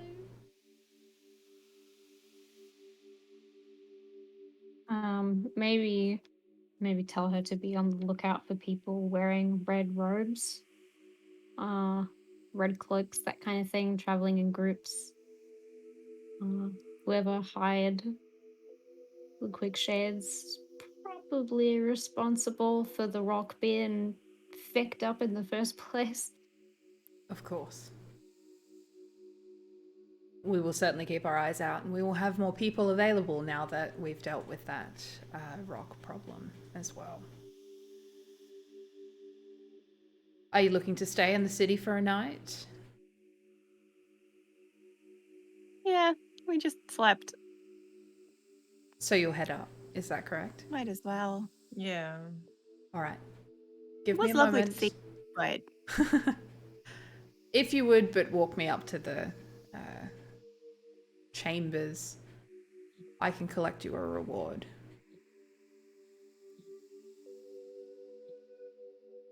not going to say out loud that I forgot that we were getting a reward, but totally forgot that we were getting a reward. Yo, out of character, the reward is hanging around Bulla. Well, she hadn't explicitly said that she'd give you a reward because none of you asked for it. She's just politely offering it, basically. Yeah, I'm keen. All right. I mean, we'll take it. Oh, yeah. No problem at all. But yeah, you walk her up to the chambers and eventually she returns having kind of, it seems like she was talking to some kind of treasurer of some description. And just generally, like, that guy seems like he's overworked and well paid. Like, he's obviously very secure in his position, but god damn, that man has not seen sleep for like 10 years. And yeah, they hand over a bunch of gold. You're looking at like potentially around about, actually around about 100 gold. She will say that that's kind of all they can spare at the moment. But instead she will also offer up what am I thinking of? I've completely skipped on what it would be. Hang on, give me a moment. I will just look it up.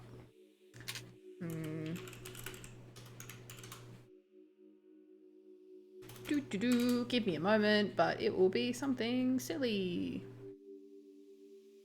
Not actually silly, but... Is it a temporary tattoo stencil of a dog on a mushroom? It's a very popular design. Or you just... Yeah.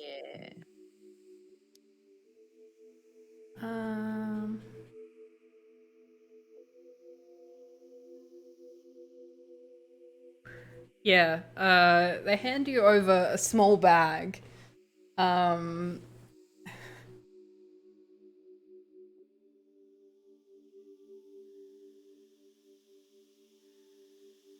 Yeah, cool. Excellent. Yeah. Hands a bag. And it is filled with two small little well decorated and painted eggs. They won't crack, I promise. Is it Easter? Is there a Jesus in this? Temi's gonna No, like, no, bend nothing down like to that. G and Nothing say, like that. Is that a normal thing to receive? Has anybody ever given G an egg before? I don't Yeah, think an so. egg. Like, like she collects stuff. Do people collect little painted eggs? Like Fabergé egg. Yeah, I was thinking Fabergé eggs. Yeah, that's pretty much it. Okay. But yeah, the Thank bag you. is very delicately decorated. And yeah, has like quite colorful strands of embroidery on the sides and a nice colorful clasp on the front and such. And just, I hope you don't find these insulting. It's just that they have interesting effects. I recommend you try them at some stage. How? Do they come with instructions?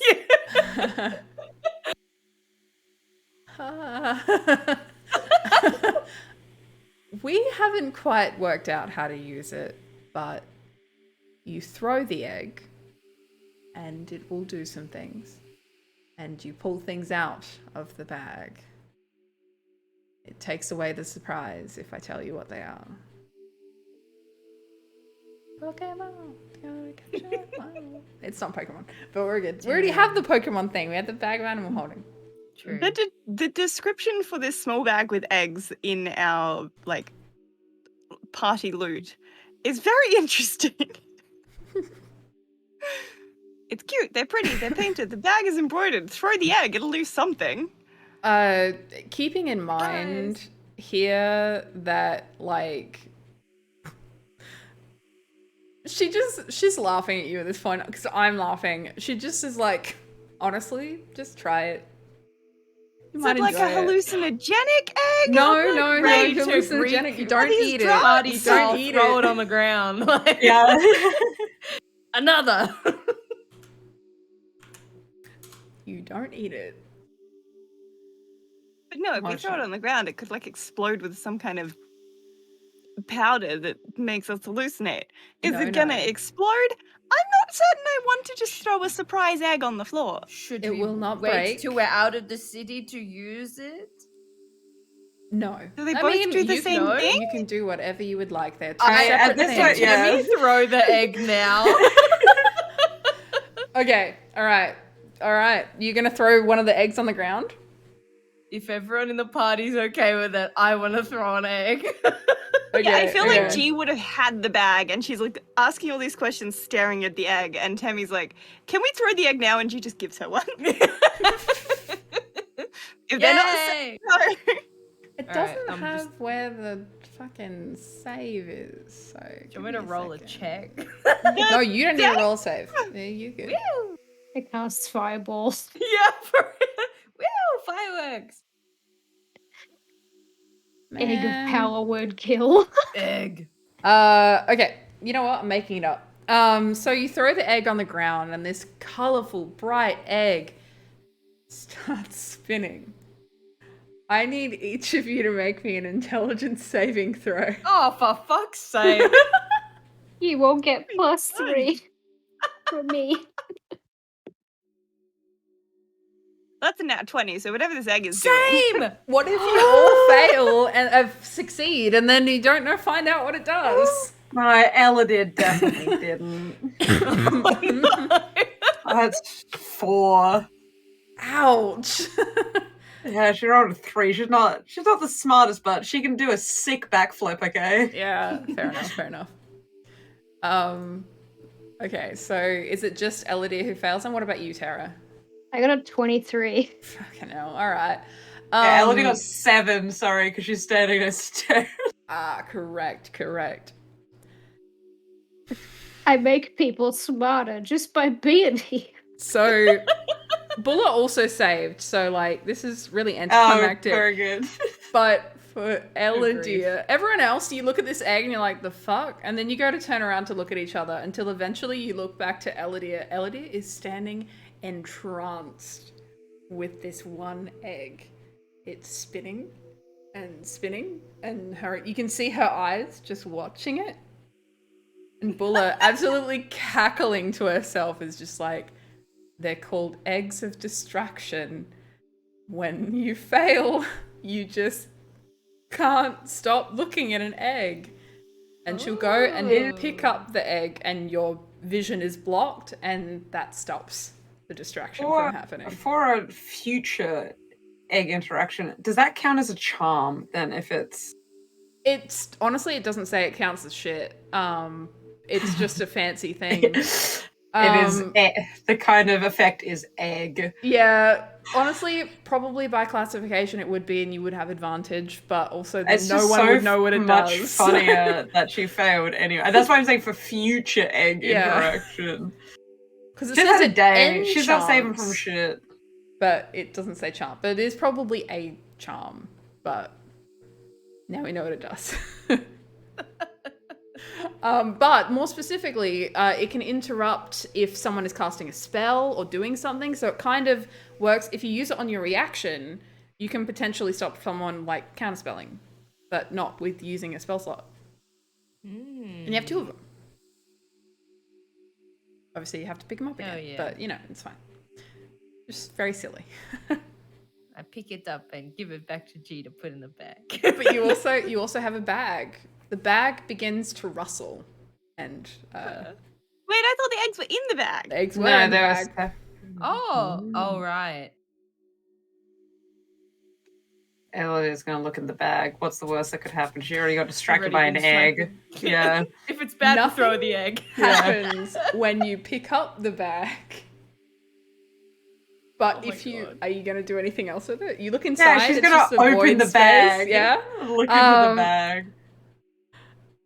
Yeah, sure. Yeah, you can look in the bag. Yeah. But you don't see anything. She's gonna stick her hand in the bag. Just All right. fucking go for it. Roll me a d8. And D8s, I have a plenty. Let's go the amethyst. 8. 8. Sorry, so stupid. You pick up by the scruff the head, and attached to the rest of the body, the head of a giant elk that you slowly have to like pull out from the bag. And Temi, you immediately recognize it as a fey creature. Like it's very specifically in wild colors and wild shapes and all that kind of thing. And it looks up and it just looks around and it's like, what? And you're just kind of holding it by the scruff, and you can pull it the full way out if you want.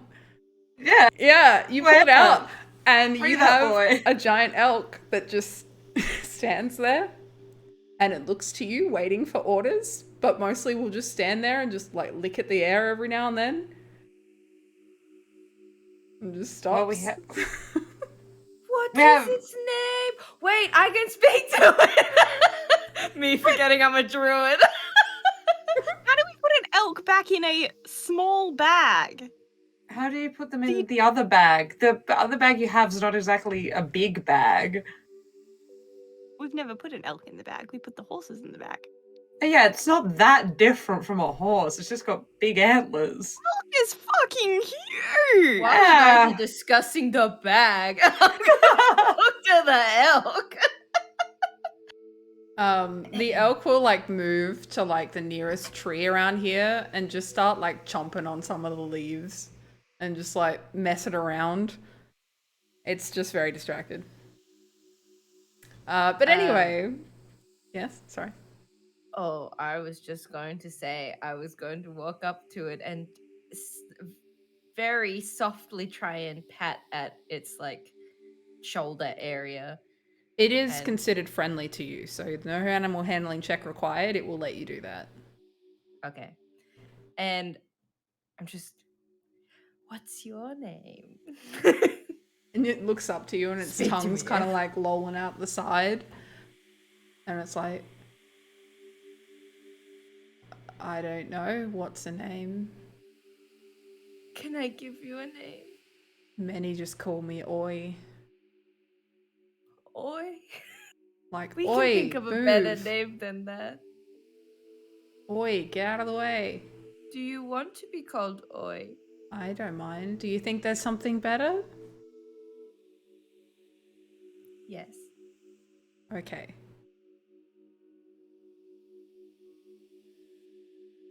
Give me a moment.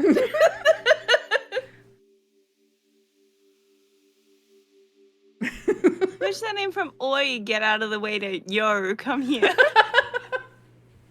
Baby.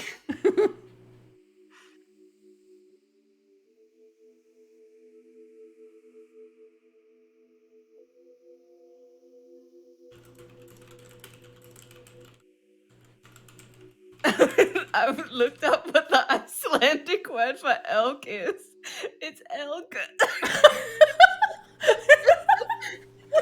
And I'm just finding an egg. It's so funny. So an egg, you're just gonna call it egg or elk? No. I feel like call it it needs a better elky. name. But what if you go Yeah. oi egg? It would just respond twice. I don't know. Combine Okay. the two and have their name Eggy. Oig. Oig. Oig. Oig.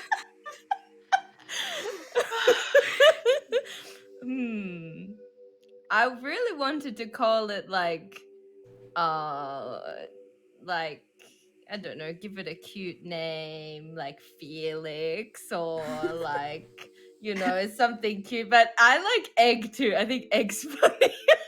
Egg is better than oi. Of course. You certainly can. What about egg? I like eggs. Oh, good. We've got 2. Oh, excellent. I would like to eat them, please.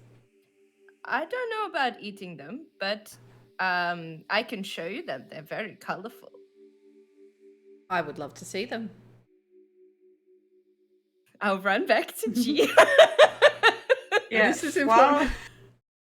Important to note the bag is still rattling.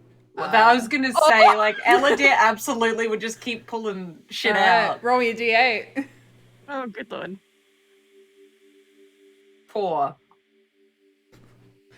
You pull on the tusks of a very heavy creature, and you pull out from the bag a boar. And it lands on the ground with a squeak, and it shakes itself off, and it just squeals at you. Yes, they are all fey-like creatures. We talking like bristle spec, like Sejuani's boar, like a massive boar you could ride, or are we talking like a little boar? Little boar. Okay. Boars are actually not that small, but yeah, but like a medium instead of a large creature kind of thing. Yeah, not a rideable boar. I mean, you probably could, but it wouldn't be that healthy. Is the bag still rustling? Yep. The hand goes back in the bag. Alright, D8. Another 8? Nah, you just roll it again. 3. Ooh. You pull out a badger. Again, fey-like in colouring and appearance. And it just gets out and it just sniffs around you. Is the bag still rustling? It is not. And you see that, like, Damn. now that you stare more at the bag, you see that there are 3 little spots on the back that are now empty. I'm going to send you in the chat what it is. It is a grey bag of tricks. You can pull out 3 animals and they disappear at next dawn or when they're reduced to 0 hit points. But you can pull out a weasel, a giant rat, a badger, a boar, a panther, a giant badger, a direwolf, and a giant elk. A direwolf. Wait, no, our friends are gonna go away. I'm so attached to egg already. It's alright. Ask them if they're the same ones each day. Like if we pull them out again, if it'll be them or if it'll be a different elk. I run back to egg. Egg who's just sitting there stomping around. Do you know about the particulars of how you are here? I was chilling in a forest and now I'm here. Oh, what was the forest like? Very green and foresty. Ah, that sounds delightful. I don't know if elk can see in colour, but that's fine. Can Fey elk can.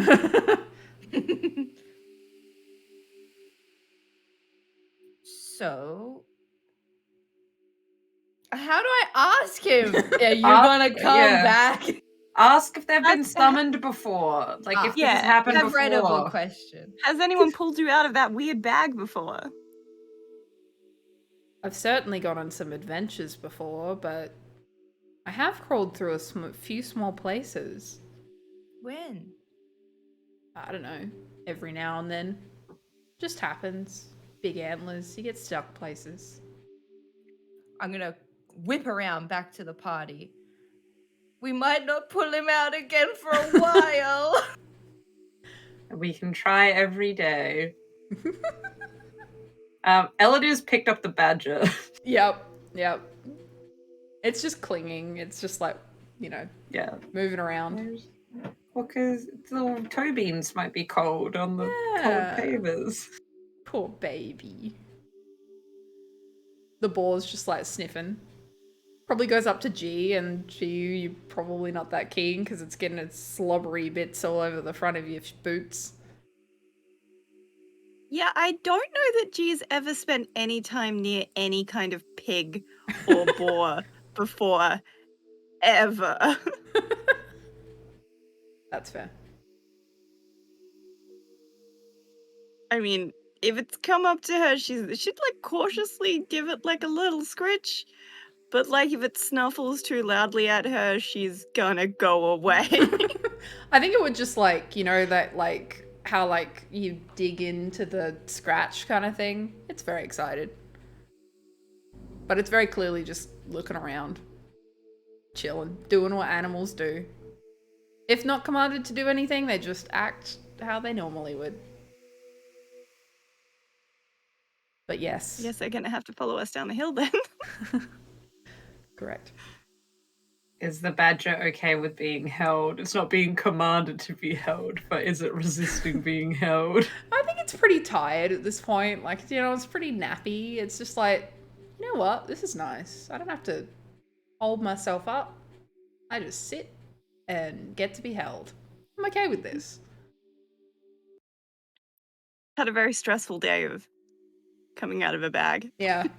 To be fair, I'm pretty sure they're nocturnal badgers, so I it think probably is some very maybe tired. are. Yeah, it depends on what kind of badger. Yeah. I might be thinking of wolverines. Faye badger's awake all the time. But yeah, Fae one's probably more so attributed to the night anyway. I always think of Fae being at night, not necessarily during the day. So yeah. But yes, you do have a bag. Bullet is just laughing at this point, I think. I hope you get plenty of use out of those.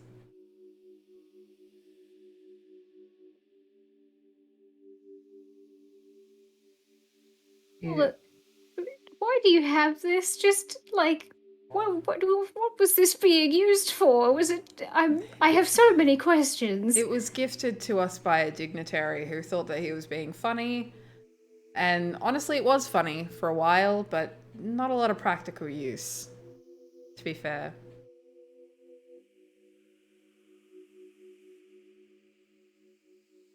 I mean, I think once Friend gets their hands on it, I think the bag will be well loved. I don't think you need to worry about that. Of course. I think we never tell Friend about the eggs. No, please. I think it will be literally impossible to stop there being an egg spinning on the ground at like all times. Yep. Gee, are you going to name... That seems to have taken a liking to you. Temi's already given our elk friend a name.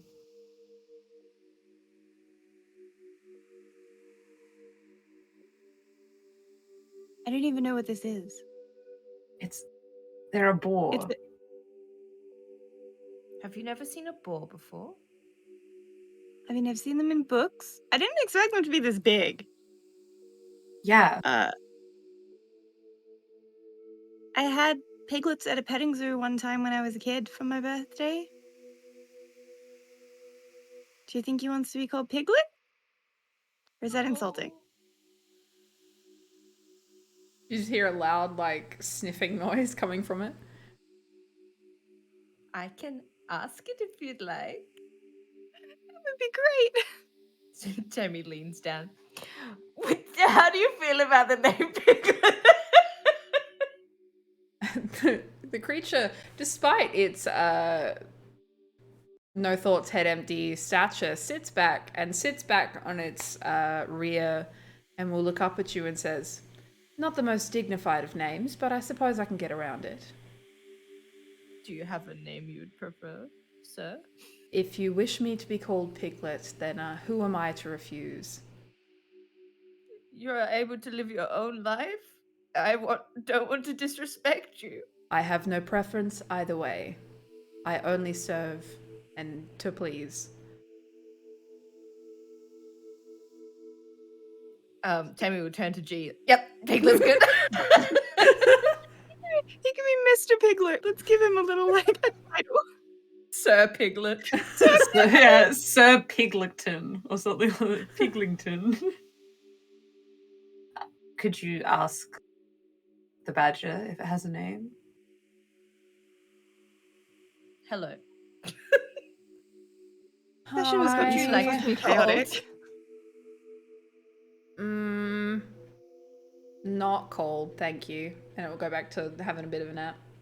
He doesn't want a name. Just enjoy their company.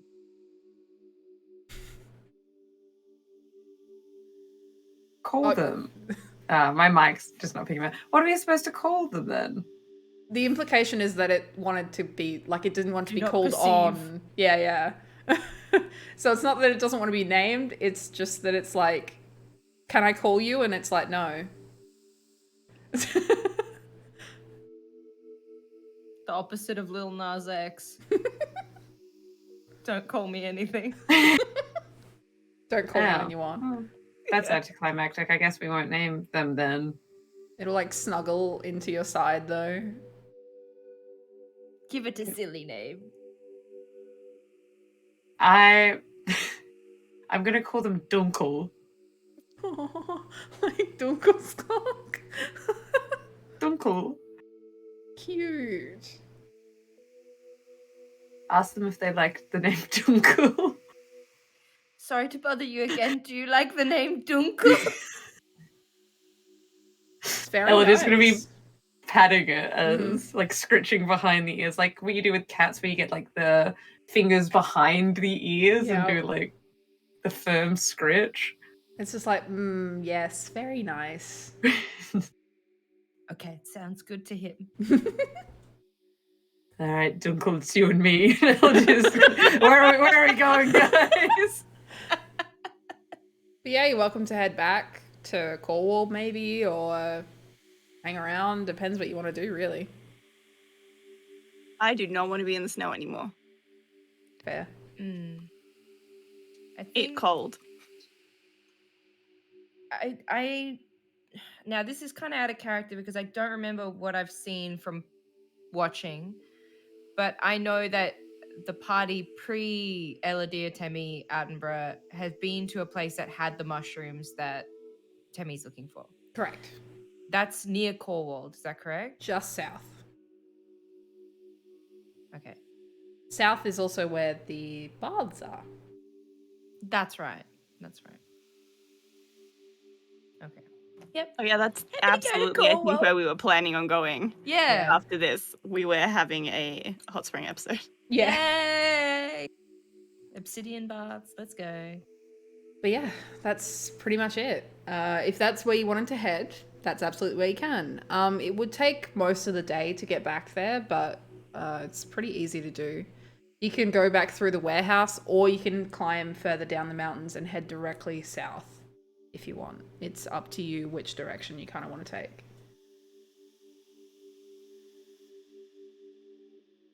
I mean, on one hand, like the area around the warehouses didn't seem to be highly foot trafficked, shall we say, but considering that a whole bunch of the quick shades have up and, I don't know, gone missing at this point, it might be less risky to take the long way. So we're not like seen at the scene of the crime or whatever. Where some Yeah. dudes got slightly stuck for like half an hour in a room and got left a note and some money for sandwiches or whatever. I can't remember, but Oh, I can we'll work. It's not Will super the- much longer. Will the animals be okay? They'll be fine because they'll disappear at the next dawn.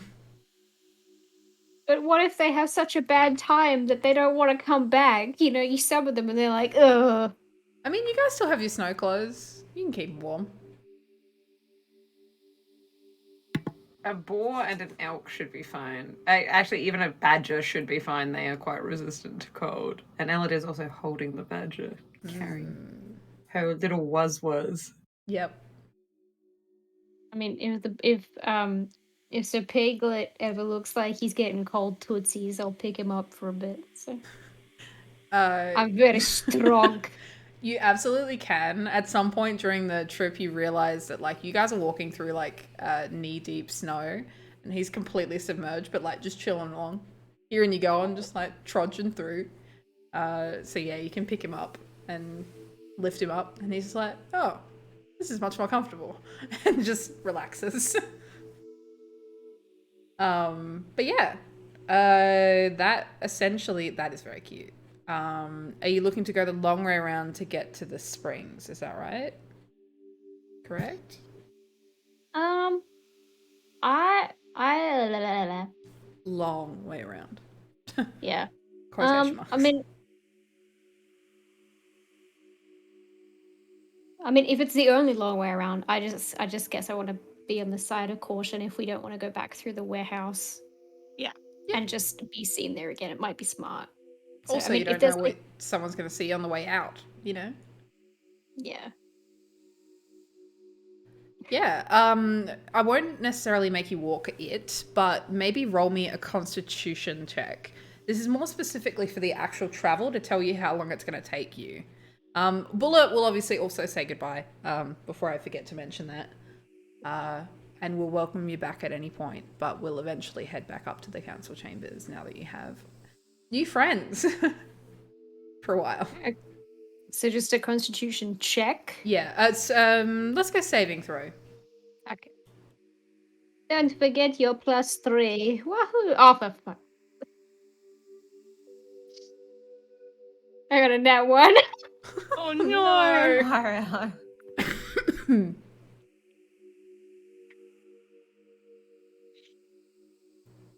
19. 19. 10. 10. This was con save? Con save, yeah. Oh hey, we're one away from 100 critical fails.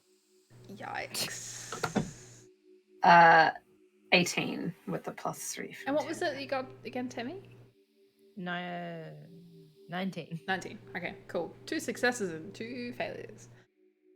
Which all that means is simply that, Terra, you're a little bit more bogged down because of your armor and such trying to move through the snow. All it means for you is just that it takes a little bit longer for you all to move through the mountains than what you would have expected to, especially as it starts to descend. It just becomes a little bit more tiresome to kind of head around. Eventually, you aren't able to carry Piglet anymore, but he's pretty chill just getting up and walking, just because of kind of the slope of the decline around here. But otherwise, eventually, it takes you most of the day. Whereas it would have normally taken you maybe just over half the day to get back, like, 4 or 5 hours. Instead, it takes you closer to about 7. But eventually, as the sun's well and truly set, you reach the bottom of the mountains, and you can see in the distance the little holes set up around the place that signify the baths, the obsidian baths that remain within them. And that is where we will leave off for this week's episode.